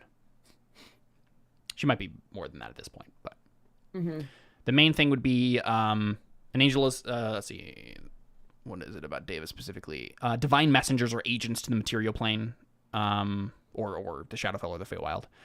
They can assume a form appropriate to the realm they're sent to. Legend tell of angels that take mortal form for years, lending aid, hope, and courage to the good-hearted folk. So yeah, like her thing probably was living among the tiefling forever ago, and like she was trying to lead them towards the good, or at least that was her job. And then I think she got indolent and just kind of did her own thing and didn't care about, like, maybe got swept up in the luxuries of the old Igbaye Empire, living as a person, right, among them, right. And then decided not to, like, she didn't see it coming, right? She failed to be watchful when the end arrived and the Shadow Pearl went off on the Isle of Dread and caused the Igbaye Empire to fall. Mm-hmm. I mean, I think we don't need to play it out, but I think basically Takewee's like argument would be like, this is like, I know that you've been working on yourself and like you've been really putting forth effort, and this is like your chance to like read like a redo almost, because like the Savage Tide is coming, and now it's not just happening here, it's happening in the whole world. And I think part of it is like is it going to be enough to like settle for, I guess we kind of saved the Isle of Dread, kind of, but like back to a state that's still worse off than they were when you were supposed to be in charge of them, right? Like, what do you need to do now? You need to actually take the fight to the person who caused this in the first place, the person you should have been watching out for all along, right? Yeah, like take the fight to that guy. Right. You need to be proactive instead of passive. Well said, Caleb. Wow. Thanks for I making knew me that's what actually you were going to want say it. anyway. I know. You took the words right out of my mouth. All right, persuasion check. Yeah, go ahead. All right. Is anybody with me? That's a good Or is question. this... If Who would not, you have that's taken? totally fine. I Who, mean, I who feel else like is trained in like persuasion? I'm not trained in persuasion. That's why I'm like, I'm not volunteering myself. But I Audrey feel could like do we that. wouldn't have sent you alone. Probably not. Audrey what is Audrin trained. have come with me. Does Audrin has persuasion, right? Yeah, Audrey has persuasion. I can see Audrey. I mean, I was going to suggest that we should go there anyway, so I feel like Yeah, we could even just say that the whole group is there, and you can get advantage from everybody, right? What would you guys be saying? stop being such a lazy bum. Do your job this time. Yeah, all right. Audrin taking bad cop. Audrin stick, take weak carrot. Audrin flash of his genius and make 22 with 32. There you go. Yeah, because you could probably Thanks, lay boyfriend. out. You could lay out the various like we need you because X, Y, and Z. Here's our master plan, right? You are essential. Makes sense. Yeah, I think a 32 is perfectly fine, and we didn't need a very high roll anyway for this one. But I did like seeing that, right? Having like that kind of that reasoning for Lethira joining the fight in the way that she's doing here makes sense to me. I like that a lot. I think the only other things would be Phanatons. Phanatons. Now, I mean, let's think this through for They just a will. moment. They will die. If They we will do. die. Like, We do you don't have send- a plan specifically? How you want to use them? I want to. Okay. They're not good at fighting. No, at least not demons. What are they good at? Being adorable. Moral support. They're good hunters. Like they're like they're the Ewoks, right? They can navigate the jungle. They can be scouts. So my thought is, well, a couple of things. Basically, I think that the whole assault on Demogorgon's. Gaping Maw is the name of his plan. Thank by the you. way. I can't remember Fine, anything it's fine. today. There's a lot of names. Anything. I can't remember. Okay, so I think with going to Gaping Maw, I don't think that everybody involved in the conflict is going to be at Gaping Maw. People like if we get people on board with Sigil, then Right. we're gonna need people who can help navigate through Sigil. If we like people that are at I mean, you could literally have like the home bases be wherever these portals that are going through the City of Doors to Gaping Maw. Like, yeah, that makes sense. You have basically supply depots and people on the material plane or wherever.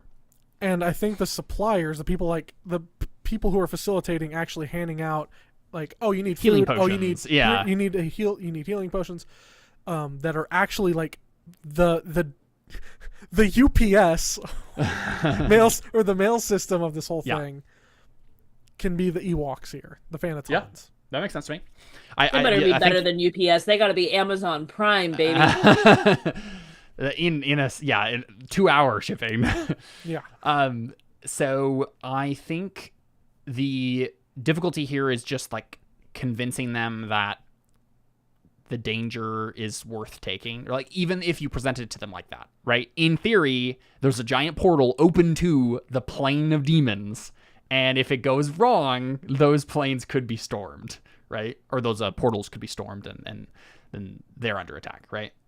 So there's an element of danger here. These are cowardly, raccoon monkeys. So That's why I tell them. That's why what we want you to do is we want you to be on the safe side, helping us make sure that the safe side stays safe. Because if we don't make it stay safe, then everybody's doomed. Mm-hmm. Mm-hmm. And again, you have a good rapport with the Phanatons. They like you from previous encounters you've had with them. And obviously, then I hit him with the my secret weapon. Yeah. Also, if you think this magic is cool, and I just do like the just like what's the finger one, like the thumb. Oh one. yeah. Just hitting him with the old razzle dazzle. I can't even do it right. I can't even. I'm not even gonna. Yeah, guys, you have no idea. I'm so much cooler now than I was before. I got so many more tricks. Well, if I'm gonna be like, if you think that's cool, you should see what people in Calabar and Farshore and what's the thief place? Scuttle Cove. Scuttle Cove. You should see what people there can do. Mm-hmm. Mm-hmm. That makes sense. And I try to get them hyped up about going to these places and seeing these things. Yeah, I like that. All right, go ahead, Audrey. You can make a persuasion check with advantage from your friends and the situation and everything. I persuade them. Oh ho ho! Look at that. Do I need to flash of genius? These are happening over like multiple days, I think, or at least 2 days. So yeah, you have plenty of flash of geniuses to use. Okay. Might as well. I mean, even if I didn't, I had plenty. But yes, I will absolutely flash of genius, and we'll take the 38 crit. There you go. The Phanatons are very on board with going and visiting all these places. Yeah. That's fun. I like that dynamic. Maybe now Phanatons can just be a regular thing in society too. Mm-hmm. Yeah. This could be the beginning of Phanatons as a player character race in further in campaigns future. I think Phanaton Carrier Services. What is that? FCC. Yeah. Cool. Well, is that it for the Isle of Dread? Do you move on to Scuttle Cove? I feel like... Do we do anything with the dagger that's buried here? Yes, that's true. You do have one of those black bile daggers here. Do we somehow persuade somebody evil to use it so then they're trapped whenever they die? Yeah. Well, I'm wondering... I mean, yeah, Audrey could always study it and not use it, right? And honestly, it might be hand, so I never touch it. Wait, right. Touching it. I don't think you know. It's probably no. Well, I think it must be you kill someone with it. I think that's the likely answer. Okay, so if because I think Audrey did pick it up and maybe I think so. Okay, so I can carry it around and be okay. I think don't have you know to mage that. hand it the whole time. Yeah, I don't think we need to worry about that. Okay. And I think it does make sense that you would grab it at this point because it's made of black bile, and you're going to be doing more stuff with black bile in the future. Yeah. Well, my thought is that this could be, if we get to a point where Anna does become, she grows into her ladyship, or whatever. I don't know. Becomes the lady of pursuit. That when she becomes the lady of pursuit, if she becomes the lady of pursuit, and we, Audrey has the conversation hey, I have this idea, that maybe a safe way to start would be taking the black bile dagger and trying to turn it into a not black bile dagger and using that as a safe practice run. So as in transforming it to, it's still being this primordial thing, but order instead of chaos. Mm-hmm. That is one idea. Yeah. It's just a way for Audrey to... Yeah, I mean, honestly, that is what the Shadow Pearls are, right? They're made of black bile, and you redeemed them. So you could do it on a similar... Yeah, you could probably do it with this blade, too. Yeah, that makes sense. And then you stab someone and it resurrects them. Is just let me at him, let me at him, let me at him. Yeah. Probably what it would do is it would be as long as you held it, you're constantly resurrected when you die. Right? That would be a cool Something like that.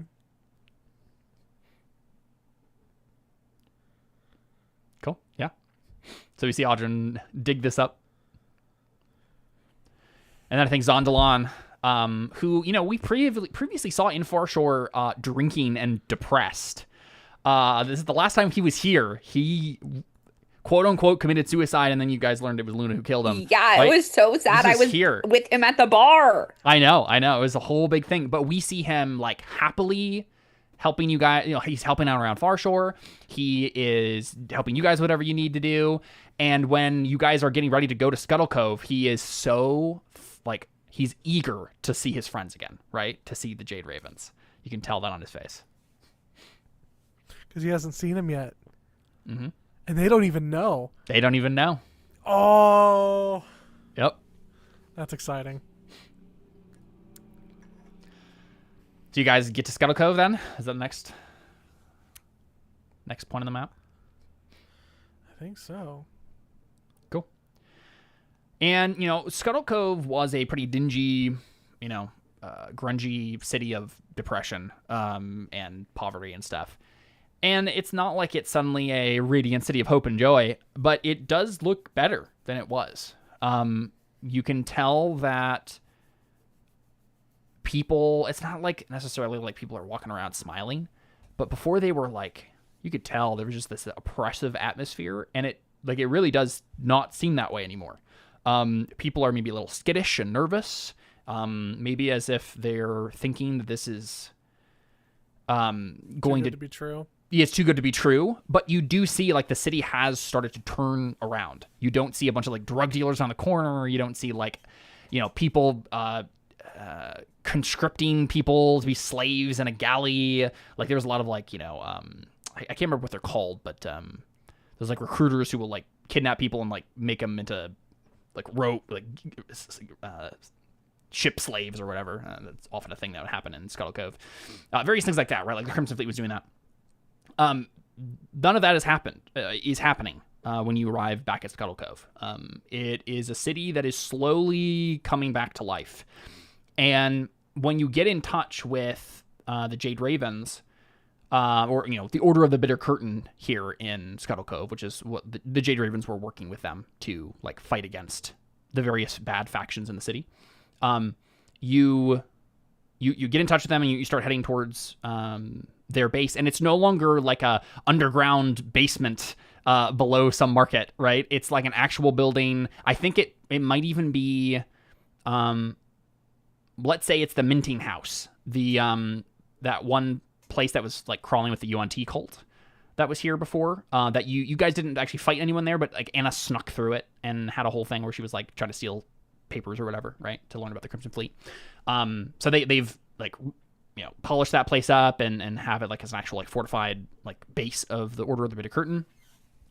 And you guys also see, you probably pass by the old Porphyry House, the prostitution place that the Blood Sisters had as like a safe house. That one lady who was like a half nymph, half fiend or whatever she was, who like stole a hair from Anna and to make some simulacrum. That is abandoned, it looks like. It looks like it's just kind of sitting empty right now. And when you get to the Minting House, you see... we see you guys all walk in. Zondalan is there with you guys. And you walk in, and you see a couple of, like, the Order of the Bitter Curtain people who you had met with previously that... I don't remember the names off the top of my head, but there was, like, a whole, other group of people here who had their own names and things that were going on that you met a while back. But we see those people first, and they are like conferring with the Jade Ravens about something, and they look up and see you guys and are staring, and like nod and smile and like, oh yeah, it's good to see you, but like they haven't said anything yet. And then they look back at the Jade Ravens, and Tolan Gisburn is has it looks like a map of the nearby jungle on this island and like some sort of mountain, and he's describing like, and the seventh coil has their last base here, and if we strike here, we should be able to take them out once and for all. They have some sort of... And then he stops. He's like, are you guys listening? And then he looks up. And then the other two look up, right? Cascus, who they've now resurrected at this point. He was like dead, but they would have been able to get his body back and resurrect him. And Leandra. And Leandra like puts a hand to her mouth and gasps.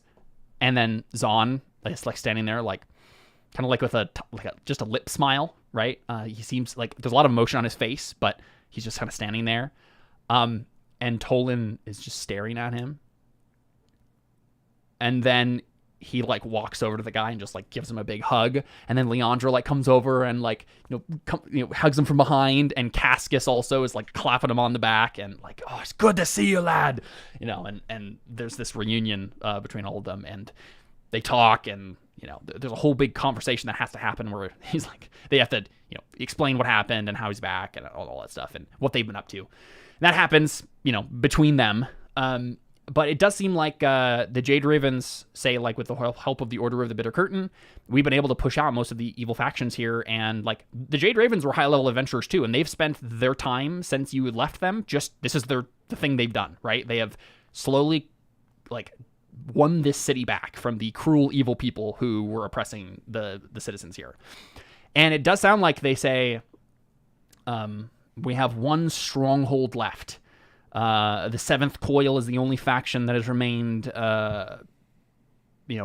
a foothold on this island, and we've run them out of the city, but they still have their stronghold in the hills here.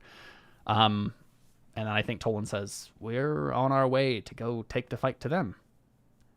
Can we count on you?"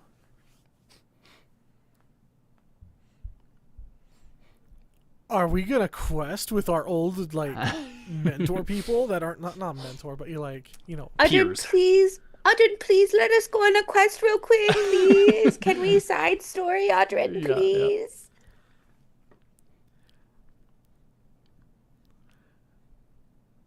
Yeah. Audrin just like,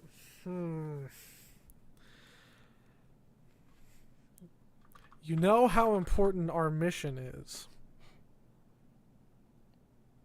So I'd say that we'd better get to the seventh coil. Seventh coil? The Seventh Coil is the name of the faction, yeah. I think we need to get to their last base as soon as we possibly can, so we can move on with the stuff that we're already involved with. What do you say, Takewee? I mean, I think you know how I feel about snakes, so. You can never trust a snake. Deli? If we're going, we're going.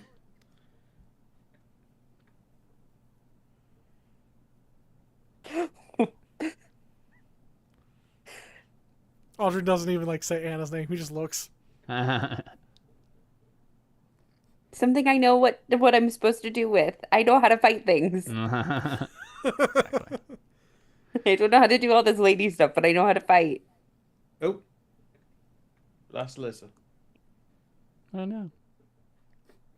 Well, on that note, how about we take a quick break? Because I don't actually have a map or anything prepared for this.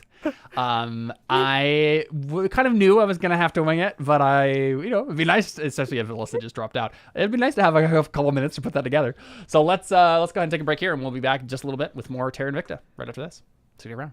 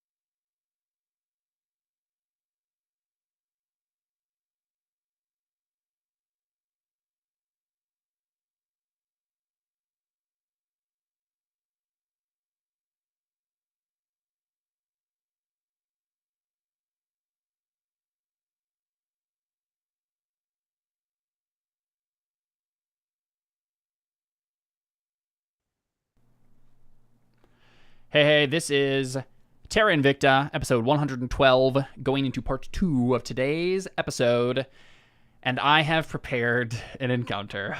I'm very happy that you guys agreed to have this be just you four for a combat.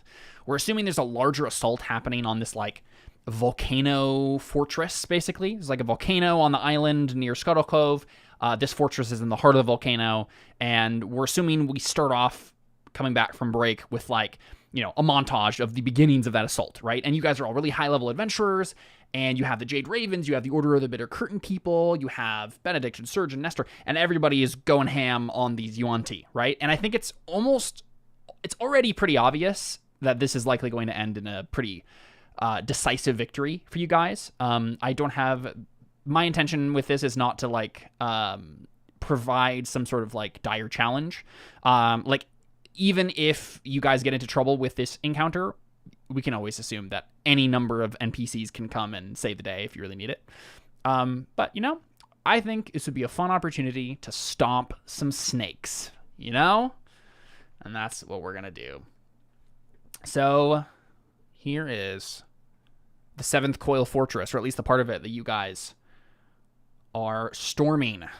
We're assuming there's probably, like, walls here that, you know, are high enough that you haven't seen what's in this part of it until you get to this point, right? You guys are kind of rushing across the bridge in whatever way you would like to. Obviously, some of you can fly. But I think we start pretty much just as soon as you enter this map. We'll enter initiative order, and then you can fight. So these are, like, you know, Yuan-Ti soldier type people, and then there's this big creepy looking guy in the back with, like, multiple snake heads, who I was thinking about this. Now, I know that there is a Yuan-Ti priest named, what do I name this guy? Venithrax, who is the leader of the cult here. Now, I'm trying to decide if it makes more sense to have that person be fought by the Jade Ravens, and I think it is, right? Like, you guys are assisting their assault, but this is, like, the Jade Ravens thing. I think it would be anticlimactic for you guys to show up and defeat the big bad that they've been planning to, defeat for so long. But, you know, this is a lieutenant of some sort, right? That you're facing. And I don't know if there's, like, I'm trying to decide if there's any, like, ritual they're interrupting or some other thing going on in this fortress. I don't know if there is. They've been on the retreat for quite a while. And I think, you know, they I don't know if they're even really expecting this. The Jade Ravens might have found this out, unbeknownst to them. But I think you guys are assaulting their base, and there's going to be a larger fight happening all around you, and this is your small piece of it.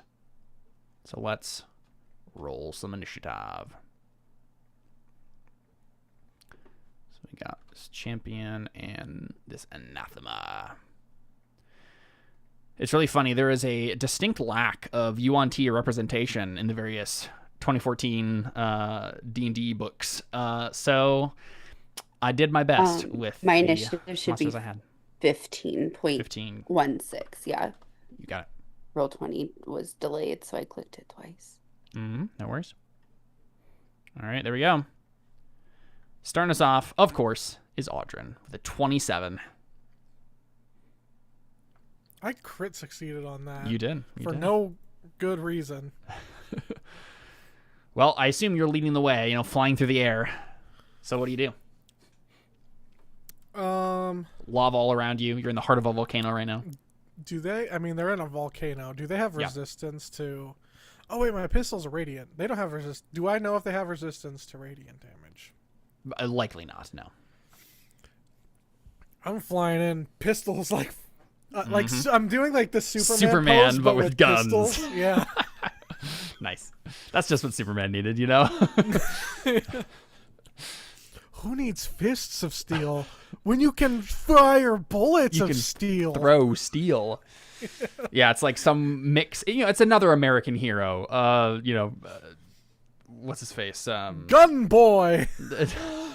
No, I was trying to, like, Clint Eastwood. You know, he's a cowboy. You know, flying through the air with guns. It's not a Clint Eastwood movie I've seen. Yeah, some weird mix of it's the director's cut. Superman movies. Michael Reeves. All right, what do you do? Superman, that's played by Clint Eastwood. Yeah. Oh, that's an image. Yeah, all you. Let me actually scoot forward so I can actually see the people. Oh, hey. People. I see them. Let's see.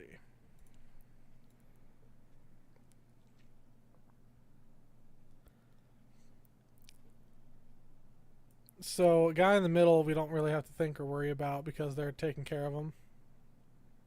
Is that right? Say again? No, that guy's ours. They're like on a whole different Everyone map. on the map is for you guys to fight, yeah. So this is some lieutenant of the main leader of the cults here. Hold on. My phone is being like, emergency alert! Water's coming down! Okay, thank you, phone, for being quiet now. Okay, so this guy, so all of these guys right here are ours. I will. Yeah, everybody on the map is here for you to fight. In whatever plan that Tolan laid out, this was like one of the lieutenants that needed to be taken care of. I think I actually... Because I think they must have some sort of plan to like isolate these various leaders of the cult and take them out with like strike forces, so they can't gang up. I think I'll just stay here so I can use my steady aim. Okay. So I will steady aim pew pew at the top guy here. Okay. There is a wall here. Oh. So I don't know if you have... yeah, let's see. Come on, you know I'm John Wick. I'll curve that bullet. From the corner... No, that's not John Wick. What is that? What movie is that? Where they're curving the bullets? Isn't like Angelina Jolie is in it? Yeah, it's It was not a good movie. Defiance or something? I don't remember the name of that movie. Connor and I saw it in a hotel, like part of it in a hotel when we were kids a long time ago. Wanted. Just the scene where she puts the bullet in a circle around and kills everybody. It was the most ridiculous thing we've ever seen. It's like The Matrix, but dumber. So you said I won't be able to shoot him from I here? don't remember what the explicit rules of 5e are on like when you can hit people. I know like 3.5, for example, like has like a corner to corner thing where like technically I think maybe you could hit this guy, but I don't know if that's the case in 5e. I don't remember what the rules are for that. Okay, give me 1 second, because actually... Let's look at line of sight rules. Where is... Here we go. To determine whether a target has cover against an attack or other effect in the grid, choose a corner... Okay, I think it's similar. Choose a corner of the attacker's space or the point of origin of an area of effect. Then trace imaginary lines from that corner to every corner of any one square the target occupies. If one or two of those lines are blocked by an obstacle, including another creature, the target has half cover. If 3 or 4 of those lines are blocked, but the attack can still reach the target, such as when the target is behind an arrow slit, the target has 3/4 cover. So I think you might technically be able to, like from this corner, you do have, like, let's see. I think this is the corner you'd be able to, well, actually, wait a second. This would be the corner. Yeah, I would say half cover. You can still shoot him, but half cover. From what I can see here.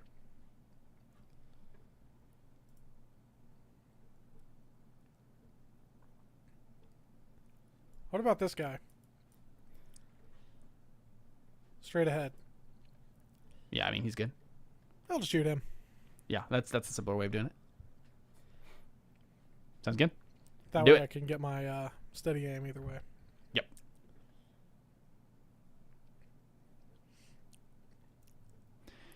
So we see you invincible style, you're flying ahead and then you come to a stop and then Yes.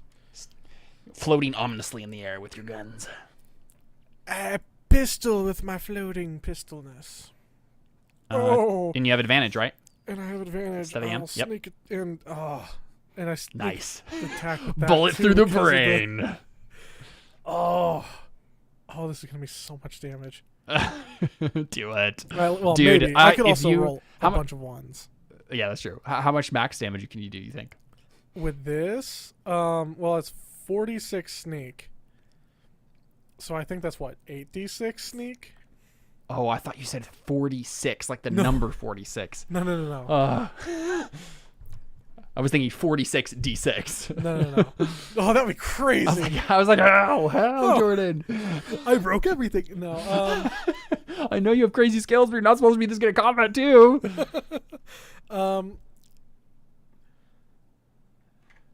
It's 46. I'll just click it and we'll see. Yeah. We'll just do that. I don't know why I did that. This is what I meant to click. Nice. Well done. Okay, so 38 and then 19. Nice. Yeah, that's a good almost like half of his health. I mean, I was going to shoot the second one anyway, so do you want me to roll again, or do you just want me to use that second? You can use roll? that 25. I was assuming that was the case, yeah. Okay.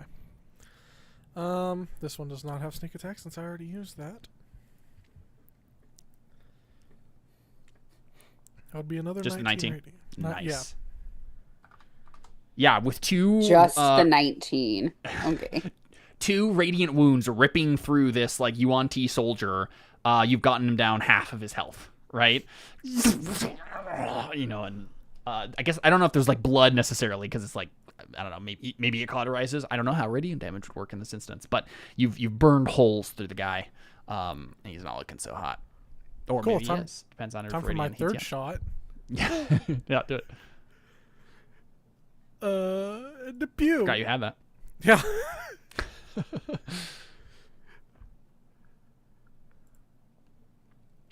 And there's another 17. Yep. Now you've definitely done it more than half of his health. I think it's well done. just those 3. Yep. All right, Anna. Okay, so I would like to trying to see.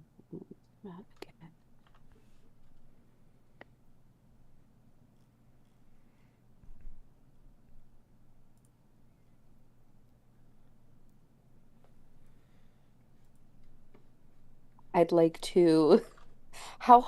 Is the wall like next to?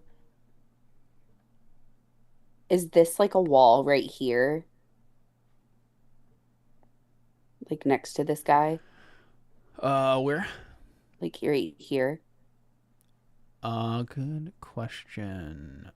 It does look that way. I would say it's just a railing, basically. It's like a Just low a railing. railing. Okay, perfect. So I'm going to.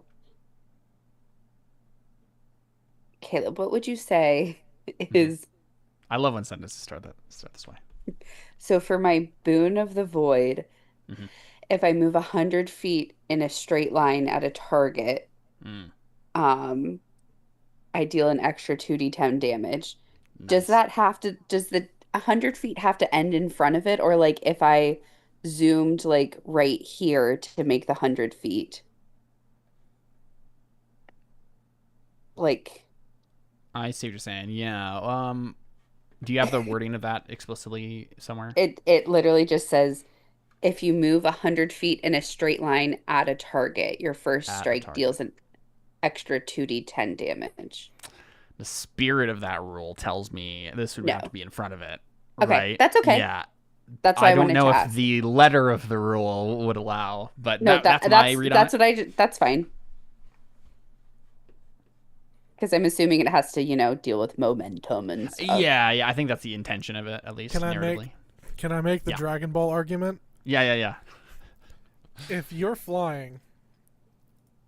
Oh, no, stop it. There we go.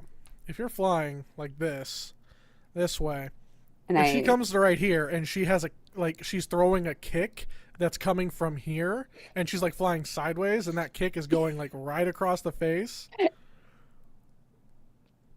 I'm just saying that kick is getting all that momentum. Yeah. Not It's fine. really. That's not how physics works. It's Dungeons and Dragons. How fast can you move? 100 feet around. Just 100 feet. Okay. I was going to say, if you could move back and then go forward, then that would work. But if you don't have that much movement. Yeah, I mean, I could use my bonus action, but I think I'd rather use it for attacking. That makes sense. It's fine. Okay, I'm gonna go to that one that Audryn was hitting. I gotta scroll over now. Okay. It's too far away. Okay, time for some attacking. Straight up Supergirl, like. Would you say that we have surprised them? Like, did we get a drop on our enemies? Yeah, I'll say yes. Like, you guys are all high-level adventurers. Yeah. Cool. Okay, so all of these have advantage, and anything that hits is a critical hit. Nice. I love assassinate. Mm-hmm. Here we go. Gotta let you use Gotcha. it sometime. Oh, that's a crit anyway. Nice. I didn't even need it. Nice. Ooh. Power went out at Jordan's house, so Woof. Oh no. Well, luckily, we just did his turn, so. All right, so you got 9 damage. That was so That was bad. pretty bad, Okay, yeah. let's go again. Oh, another crit. Please be better this time. 16 damage. That is better. Nice. Now that I've gone to the four-person overlays, Seth.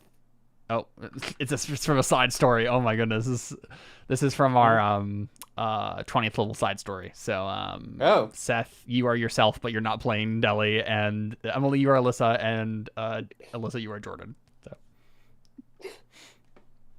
I could be Jordan. That's fine. Okay, and then let me attack again.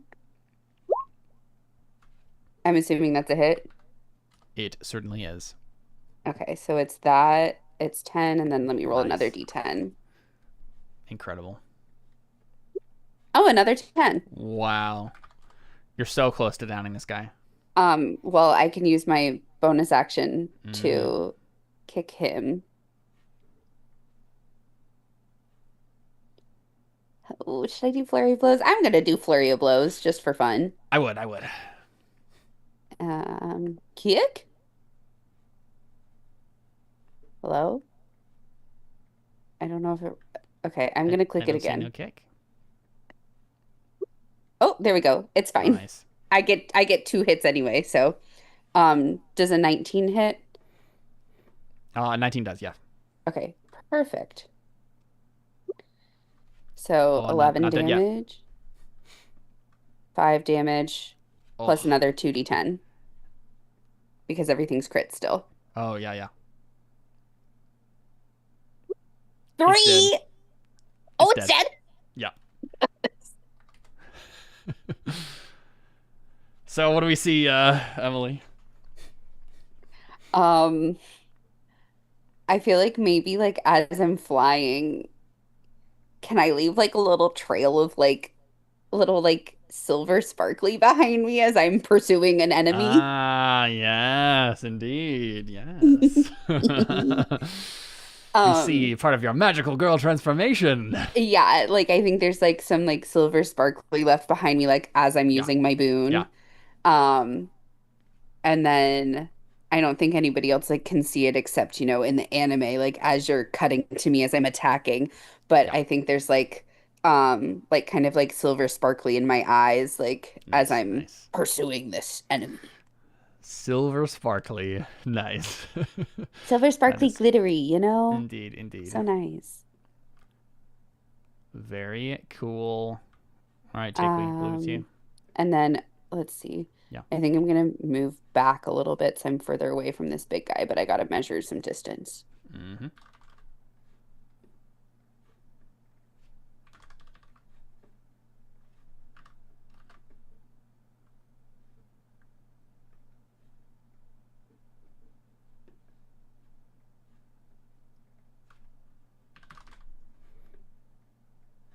Okay, I'll be there. I'm good. Well, sadly for my action, I am going to move up, use my action to dash, And then rage. That's my turn. Very well, very well. All right. I'm just fixing the overlays real quick here.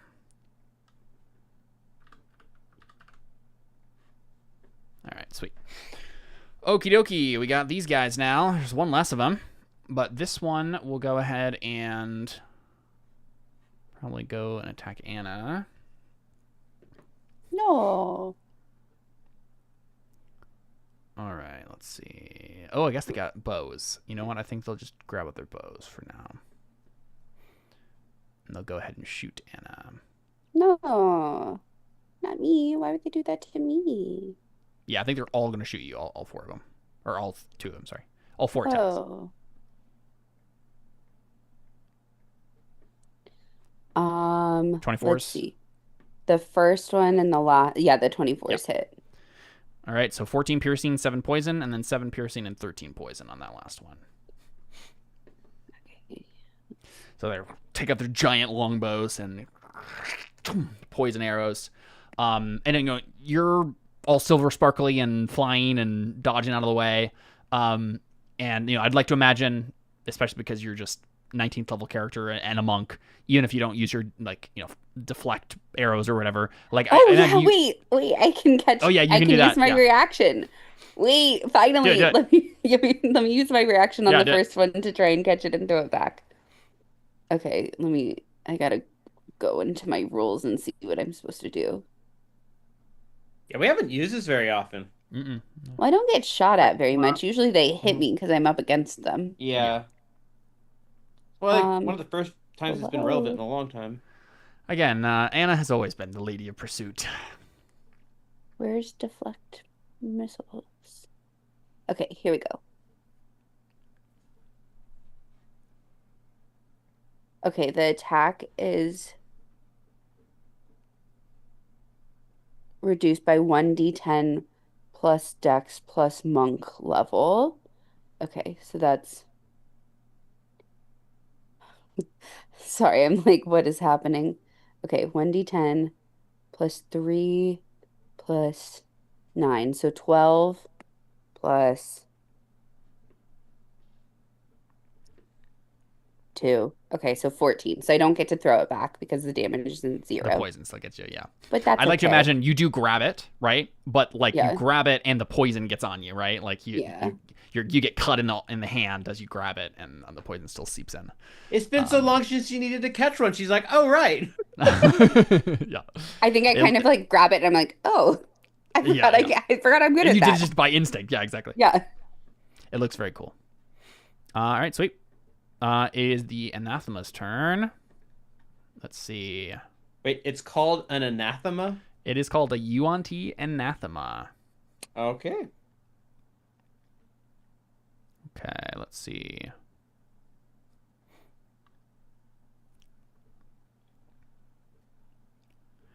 Yeah, okay.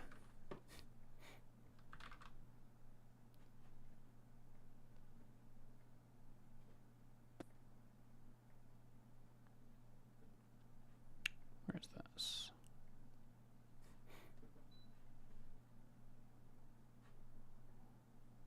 Oh, it is a cone, okay.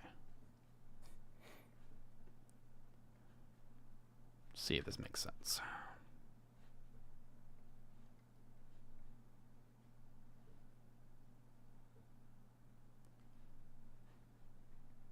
I think, does the cone work like this? Yeah. Okay, I think what it's going to do is going to step up 1 and then do this. So it's going to cast Fear in a cone, getting both of you guys. Go ahead and make a wisdom saving throw. Like I have it steps forward, and all of its snake heads hiss. All right, Anna's good. I feel like I have advantage on this for some reason. I don't know why. Is it because you're raging? If it was a demon, you would, but it's not a demon. I think you're right. That's what it is. Okay. All right. Wisdom unless save? you have some sort of rage thing. Ooh, just 1 off. Okay, so you drop whatever you're holding and become frightened for the duration. Concentration up to a minute. I'll go ahead and add that to the order. Wait, no, you're not. Never mind. You don't go. You're not up to 6th level, but as a bard. No, I'm not. Yep. So you're frightened. We'll go ahead and put a little frightened thing on you. I don't remember what we've usually used for this. Don't worry, we'll just make them break concentration.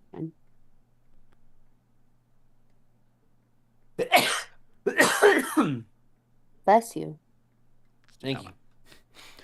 Okay. While frightened by this spell, a creature must take the dash action and move away from you by the safest available route on each of its turns, unless there's nowhere to move. If the creature ends its turn in a location where it doesn't have line of sight of you, the creature can make a wisdom save. On a successful save, the spell ends for that creature. So you have to get out of its line of sight before you can make the save again. Okay. All right. And that'll be its action. Double check if it has anything else. Don't believe it has. Oh, it has a bunch of cool little things going on here, though.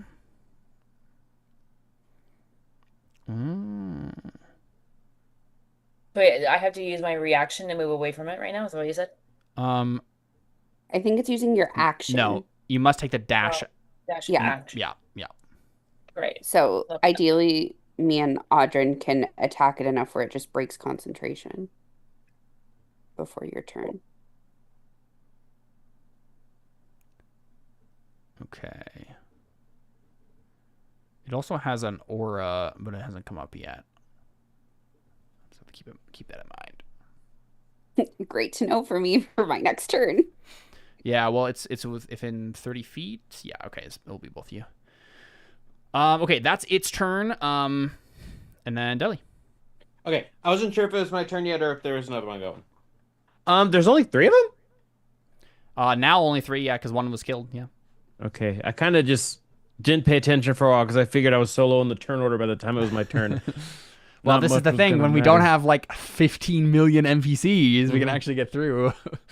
Well, I might as well move because this is well, I can only really see this one right here. Right? Caleb? Sorry, what was that? These are walls right here, so I can only yes. really see this Yep. one in front of me. Okay. Indeed. I'm not gonna be able to move fast enough, so I'll just move 30 feet. And let's just, you know what?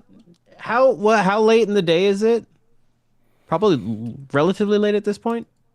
It really doesn't matter. Yeah, let's say late in the day. That makes sense. Okay, it matters because if it's late in the day, I could just throw big spells that I never get to use at them. Yeah. Well, I mean, this is the only battle we're doing today, so. Yeah. In-game. Like, what is this? 8th level spell called Sunburst.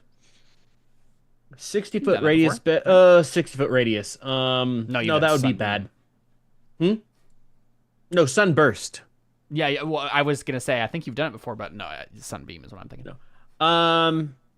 Okay, no, this would be fun, but it's a 60-foot radius, and it would hit, people that I care about. So probably shouldn't do that. I haven't really respect my spells in a while. So okay, I guess let's see what's this. Focus 5 feet wide. No, because that would dang it. I can't do that one either. Because that one would also hit my friends. Just do it. No. I also don't Hit want to your just friends. do call lightning that I always do. That's true. Actually, what does this guy look like? A big guy with snake heads. But does it look like he's a beater? Is he a... Wait, well, who cast so far the spell? He has cast a spell. That's Huh? the one that cast a spell. That one right there cast a spell. Oh, he already cast the spell, though. Yeah. You know what? I'm going to do this because I've never got to do it, and it's cool. And it's a first level spell, though. And it is called Breathtaking Wind. Nice. You target a creature with a blast of wintry air. That creature... Oh, wait, range of 30 feet. Never mind. Never mind. I thought that was going to be cool for a second. Fine, I'll just call lightning again because it works. I was trying to do something besides call lightning. But I hate a lot of my spells are for healing and whatnot, which is probably fine because we don't have Benedict with us right now. Fine. Call lightning at 6th level. Wait, actually, no. Wait, can I even upcast call lightning? I forget. Yes, I can. Call lightning, 6th level. Let's do the old. I was gonna say On the big guy. That wasn't. Well, yes. Call lightning on the big guy. DC 21 dex save. He fails, takes 26 lightning damage. All right, let me double check Roll something. con save. The anathema has advantage on saving throws against spells and other magical effects. So, but it still do fails. I have something Aha. that You have a I was 21. gonna say? I also have. Oh wait, never mind. Mage Slayer doesn't do that. Yeah, well done. Okay. Wait. So 25 wait. damage. Boon of Irresistible. What does this do again? Boon of Irresistible Offense. I just wrote down damage resistance ? Seth, you need to be more specific with your boon. That's why I'm looking at this going, the frick? Why did I write that down? Increases my dex, increases resistance. I don't think it matters in this case. But yeah, he we takes see that... Deli raise her hand to the heavens and does Old Faithful, and then she's going to use a wild... Well, no, she could... As a bonus action... Actually, wait. Never mind, I don't think I can do it yet. I was going to say I could go into my lightning... to my starry form, but I don't think I can do that for free. I'll at least go into my starry form. Sure. So I'm in it now. Yeah, I'd like to think that, you raise your hand... you raise your hand to the heavens and then you bring it down and a lightning bolt strikes this thing. And then in the flash, we see you start to glow as well. Cool. And then these guys, well, at least the soldiers have legendary actions. So they're going to do those in between after your turn here, Deli. They couldn't do it before because they were still surprised. Let's see. Or, hadn't acted yet, rather. Let's see. And I think they're just gonna both attack. Attack you, Anna, with their longbows again. And both miss. Yep. So No. Dodging and weaving. All right. Who wants to play Audrin? Real quick, did you make a con save for the big guy? Oh, The for guy? concentration. Yeah. DC 13. Oh, I thought he did. Yeah, you made it. All right. Who wants to play Audrin? Mostly just. You're up, big shooting. guy. Me? No, yes, you, Caleb. You know his character sheet better than the rest of us do. We've never looked at it. I guess, but I'm your enemy. And also, you're just gonna shoot the guys, right? I guess. I'm pulling it up. It feels wrong to look at his character sheet. Why? I don't know. It All just right. feels wrong. It does feel sad though because they're all he has so many cool things that he can technically do. But I guess I'm thinking steady aim. Steady aim. What is it? Yeah, I think he has 120 feet range for his guns, right? I believe that was I the don't case. know. Let me look. Dawnfire pistol. No, 60-foot range. What was he doing before? Was he hitting?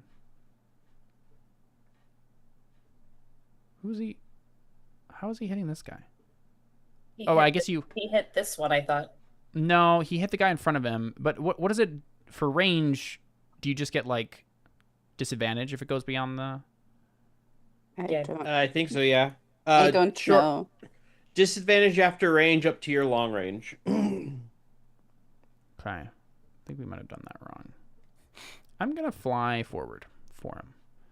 If the range is 60, 120, it's normal up to 60 feet and disadvantage up to 120 Yeah, feet. Past I that, think you he can't would hit. have not got the crit that he got the first time then, because I don't think we realized that. But maybe there's something that I'm not thinking of.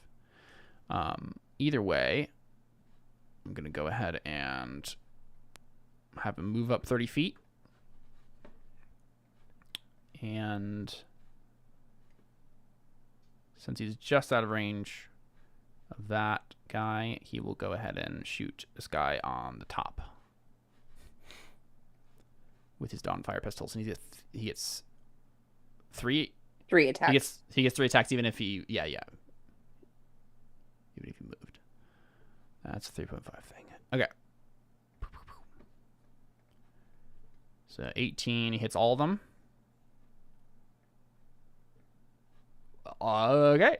I rolled 17 3 times. There you go. 3 con saves. Well, it's against this top one. He can't actually reach without taking disadvantage against this guy, so I just had him shoot this guy above. Oh, you had him shoot this guy. Got it. Yeah. Mainly just because he would be at disadvantage if he... Yeah. Makes sense. Yep, so he flies forward and hits this guy right over here. And I think... Well, technically, the UNT Abomination Champions get their legendary actions back because it's a new turn order. So they will go ahead and use them now to, again, shoot Anna. Why? That's rude. That is rude. Oh, look at that one. Hits. I got my reaction back because it's a new round. Mm-hmm. Oh wait, yeah. Do I get a reaction if I'm fear? If I have? It looks like you do. As far as I can tell, it's you.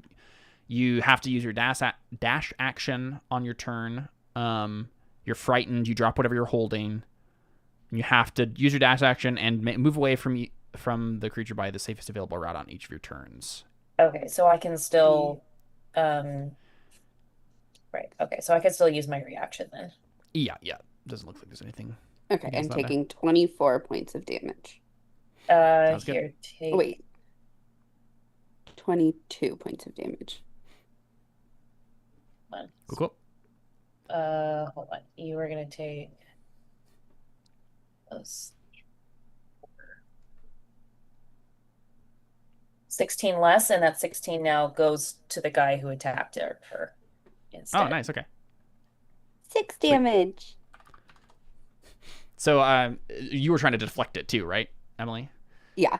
So I'd like to imagine what happens, right, is you grab it again, and similar things happen. You know, like you get cut slightly as it flies through your hand, and you get the poison on you. But then what does your ability actually do? What is it you're doing? Called Spirit Shield, and so Spirit Shield gets health back, but then it's called Vengeful Ancestors. It now gives them force damage equivalent to the amount that it prevents. Yeah. So, like, I think probably what we see is Anna catches this, and she's, if she had gotten all the damage down, she would have thrown it back. And so she starts to make that movement and then doesn't get it all the way, right? It stops kind of, she doesn't stop it fast enough. But then we see a spiritual, ethereal Anna step out of her and actually throw the arrow, but it's just a ghostly arrow instead, and it hits the guy. All right. It's Anna. I'm flying. Go punch that guy. Well, I'm gonna hit him with my staff first. Of course. 17. Hit. Oh. Okay. Mm-hmm. Oh, real quick, before you do anything else, make a wisdom save. You started your turn within 30 feet of the anathema. Okay. 16? All right, you are frightened of snakes in UNT. It doesn't look like there's any other effect. You are just frightened, so I think you get a disadvantage on that roll. It's still a 17? Yep. Am I allowed... Wait, if I'm afraid, am I allowed to move closer to them? I'll double check. I know that there are usually stipulations added on to the frightened condition like this, but let's check if frightened itself means you can't move closer. I think you might be right. Yes, you can't willingly move closer to the source of your fear. And you're afraid of all UNT and snakes. Okay. I would like to... And you have disadvantage on ability checks and attack rolls while you're within line of sight. It's fine. I would like to just be like, no, thank you. and Yeah. stillness of mind, shake it off. Perfect. But that's my action. So now. So you didn't do that staff. So I didn't do that hit. Yep. Which is a problem because now do I have any bonus actions that can actually hit?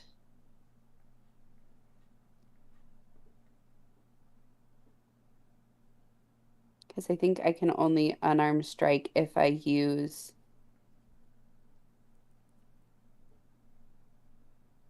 an attack action. Yeah. Can you spend a key point to do things? I have so many things that I'm looking through right now.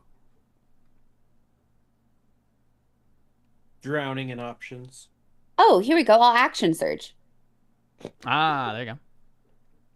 Okay, so I did do that hit with 11 damage. Nice. Then he has to make a con save. Yep. Here we go. Hey, failed that one.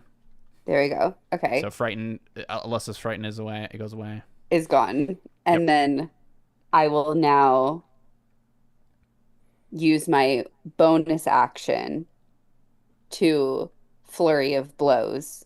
Nice. Because I hit with my monk weapon. Because wait. For action surge, sorry, I can never remember. Action you just surge. Get an action Do I get my extra attacks with that action? If you take the attack action, I think you do. I think you only get one. I know for haste you only get. Let's look it up.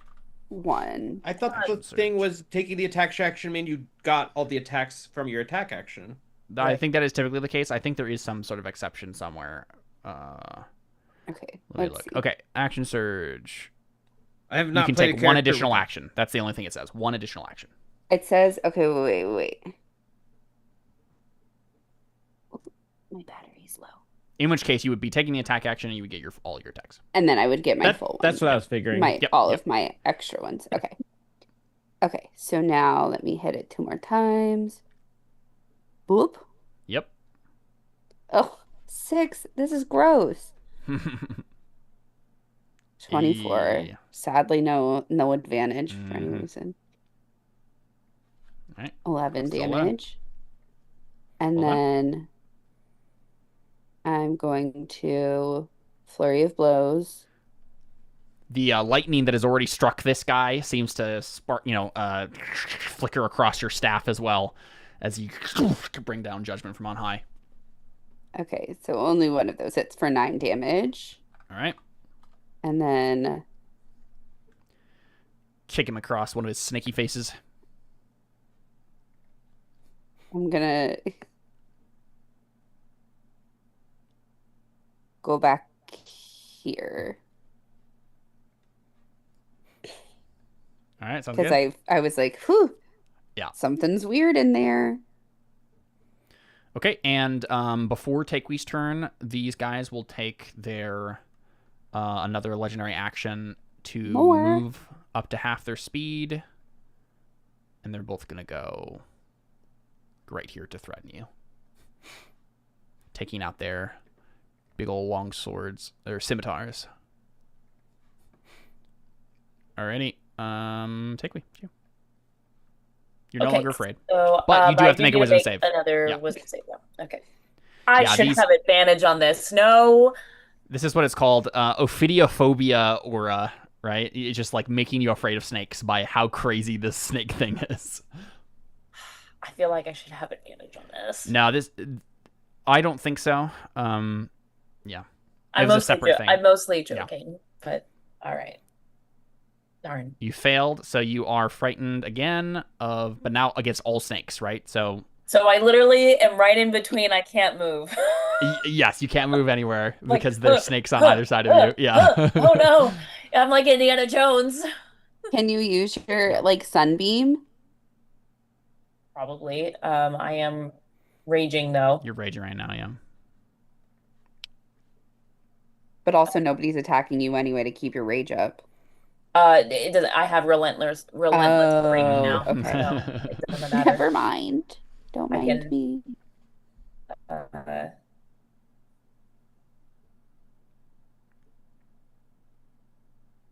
wrong thing.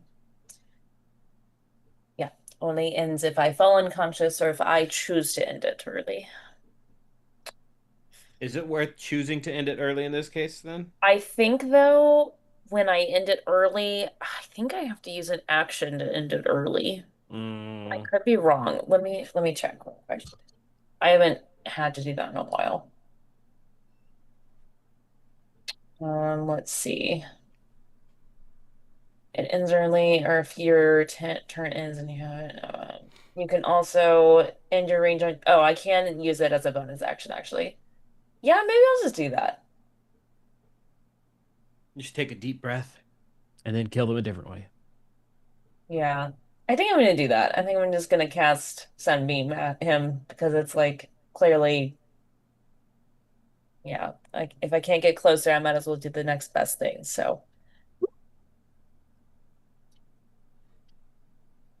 okay, Constitution saving throw. Okay. On the anathema. Yeah, I think so. Fail. So 29 damage, is that dueling style? No, not the dual. Yeah, just 27. 27.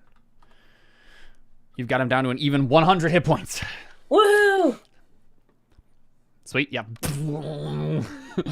Getting hit with a giant laser beam. Oh, and he's have him make a since he failed, he is blind. Wait a second. He would have had advantage on this save then. I don't know. Maybe. This is an ability he has called Six Heads. The anathema has advantage on wisdom perception checks and on saving throws against being blinded, charmed, deafened, frightened, stunned, or knocked unconscious. Does that count here? I know it's not the primary effect, but it is an effect of your sunbeam.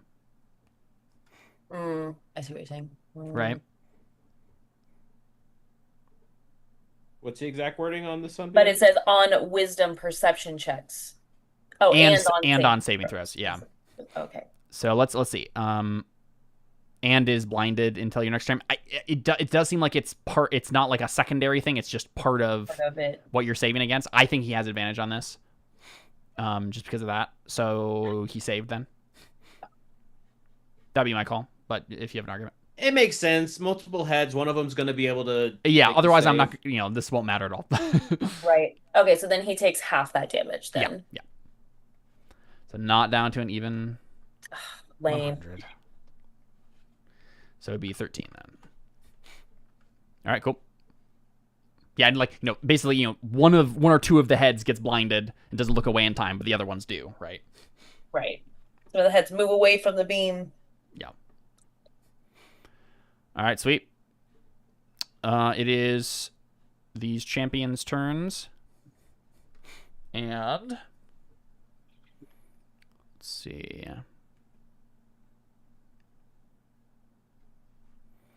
Double check. Do I want to do anything else here? I don't think so. Okay. So this one is going to move here. If he can. Are they walking on the railing? It's kind of yeah. I think this one.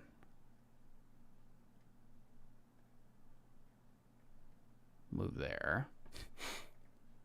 And then it still gets advantage, luckily. Okay. Bite attack. Yeah, that hits. Constrict attack. Also hits. So you're now grappled as well. Okay. And then a scimitar attack. Also hits, and I'm guessing crits because... Yeah. Okay. Let me add up all that damage. Mm-hmm. Where's the calculator? There's a calculator on the computer. Okay. Does Takewee's thing do anything for me? I don't know.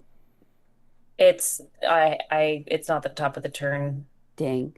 12. So I already used my reaction on you. 16 plus 10 plus 20 plus 20. And plus I'm not raging anymore, so it doesn't matter. Only works when I rage. Okay.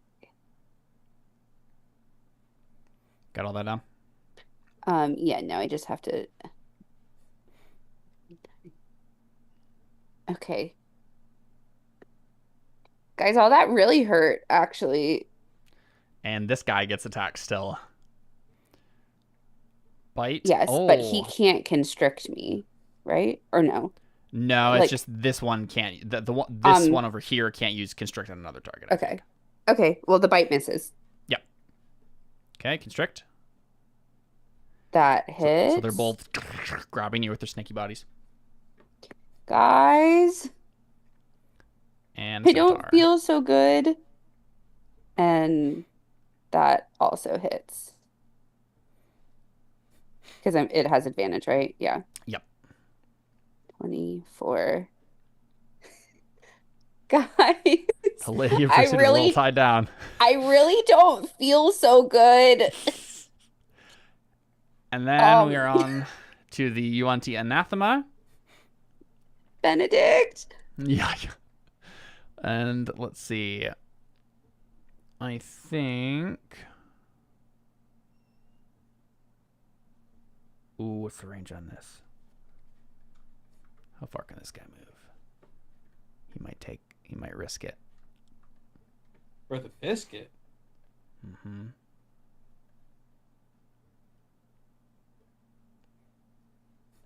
Okay, this is my map.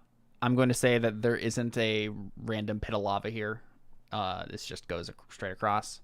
I don't know why he would be on a pedestal surrounded by lava for no reason without any way of getting off. So he's just going to move. Let's see, how close does he have to get? Just needs to move 20 feet.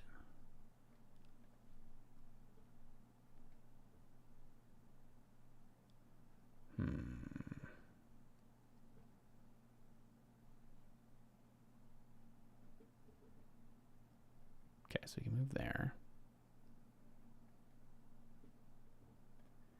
And he has plenty of movement. I think he's just kind of squeezing around you here, Takeaway. All he really needs to do is get...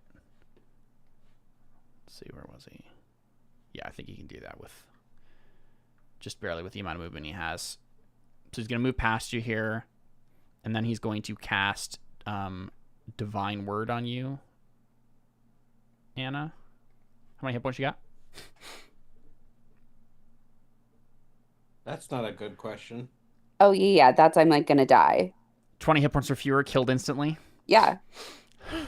Yep. So I think what we do is this happens, and Deli, you go ahead and take your turn, and then we'll pick up next time at the top of the turn order. Mister, this is just a fun combat. We're not going to have anything happen, so you're going to choose to do this to me when you were the one saying and created this combat, saying this is just a fun combat. I want to play the monsters. Do you not want me to do this to you? I'm just saying, you were the one who said this is such a silly, fun combat. Nothing's going to happen. Part of what I'm thinking here, though, is because we're already at 9 o'clock, we should probably end anyway, especially because Jordan isn't here. And this is a good cliffhanger to end on, and we can have Benedict and Serge and Nestor show up, right?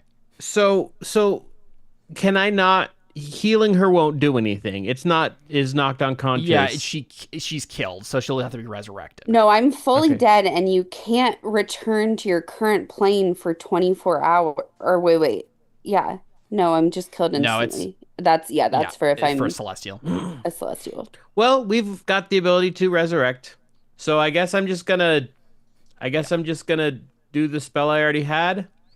Call lightning at 6th level. What are high level? The exact same freaking thing. What is high level D&D combat for if not to kill you guys only to be resurrected later? You know, this is normal. Wait a second. Did I really roll the exact same? Hey, I rolled the exact same freaking thing. I rolled an 11 and 15 before. Hey, Emily, I'll give you this. There's no Benedict, we've established in the past, loves to cast Death Ward. I am happy to have him have cast Death Ward on you, if you would like.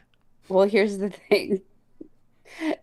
Even if he did that, I'm still constrained by 2 of them and having them completely target me. So, but next time we'll have Jordan back, and he always thinks of very cool, clever things to do. I think I'll say that. I want the UNT Anathema to use this spell because he would. But I also think because I'm keeping you away from your fun NPCs that you like to keep around for exactly this situation. So I will give you that much. Anna, you've been death warded, and so this does not actually instantly kill you. Okay. So then Deli, yeah, here I'll do the Well, dex actually, I was save. gonna say, Yeah. I'm technically afraid. I think what's the roll I need to make? Oh yeah, it's within 30 feet of this guy. Yeah, I need these You are well not. within 30 feet of me. Which guy? It's this guy, the big guy. Oh, that guy. Okay, I'm out of range then. And then I'm going to do an archer shot on the guy that's right in front of me. Sure. 30 to hit, 13 radiant damage. All right, sweet. And did you do the Call lightning? Call lightning? Yeah, that's what I was saying. Okay. I rolled the exact same freaking thing. I rolled an 11 and 15 last time, and I rolled 11 and 15 again. And he fails. All So right, it's sweet. 26 lightning damage. 26 now, nice.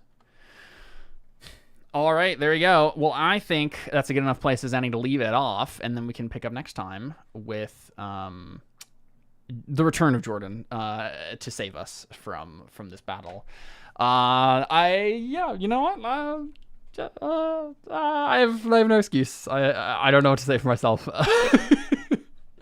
It was going really well. You guys instantly killed this guy like right away. So, You just like killing our characters. I do. You got bored of killing my characters. You I just got decided, cocky let because me I'm- walk straight past the part barbarian, specifically to target someone else. Yes, because I figured the only Yeah, let chance me I walk had past of the doing barbarian, anything. who is also a fire genasi, who is my mortal enemy, That's true. just so I can kill this one girl who's being constricted by my buddies already. Why have divine word if you're not going to use it? That's what I'm saying. It's fine. We'll be back next time with some more UNT fighting, and I'm sure that it will go fine. Oh, wait. Yeah? What? I have to make a save. Oh, you do. You do. Yeah, go Like, make charisma. whoa. Wait a second. Make Now, your charisma save. am I gonna fail this save right now? Probably. But let's just give it a second. yep. I do have to make a save. DC 17. Also, Caleb, I would have hit this guy with the lightning as well. Oh, Hey, let's look make at a that. save. Well, there we go. Okay. I take my death ward back. Then you didn't even everything. need it. I Yeah. still have 8 hit points, Caleb. Incredible. I believed in you all along. How much hit points did you say this guy took? Damage? No, I'm saying this guy also got hit, so we'd also need to make the save. Oh, yeah. For 26. Yeah. Yes. 13 on half. 13, Yep. Half on a save, so. I just forgot I cast it in a different spot this time, so. Yep. All right, sweet. He also fails, so he also takes 26 damage. Yep. That's what I did. All right, cool. We'll pick up next time since we're down at Jordan. No sense in going past our time when Jordan isn't even here. So when we return, we'll finish this combat and I will prepare. I think, the plan would be to go to the Feywild and talk to the genies after this. Is that the plan? Mm-hmm. But yeah, I think it makes sense to go like up the order in the planes, right? Start with the Feywild, then Shadowfell, then whatever, right? Stop in the ethereal plane at some point in there. All right, cool. Well, there you go. I will prepare that for next time then, and we'll finish this combat and go there next time on Terra Invicta. Thanks for playing, y'all. We're out.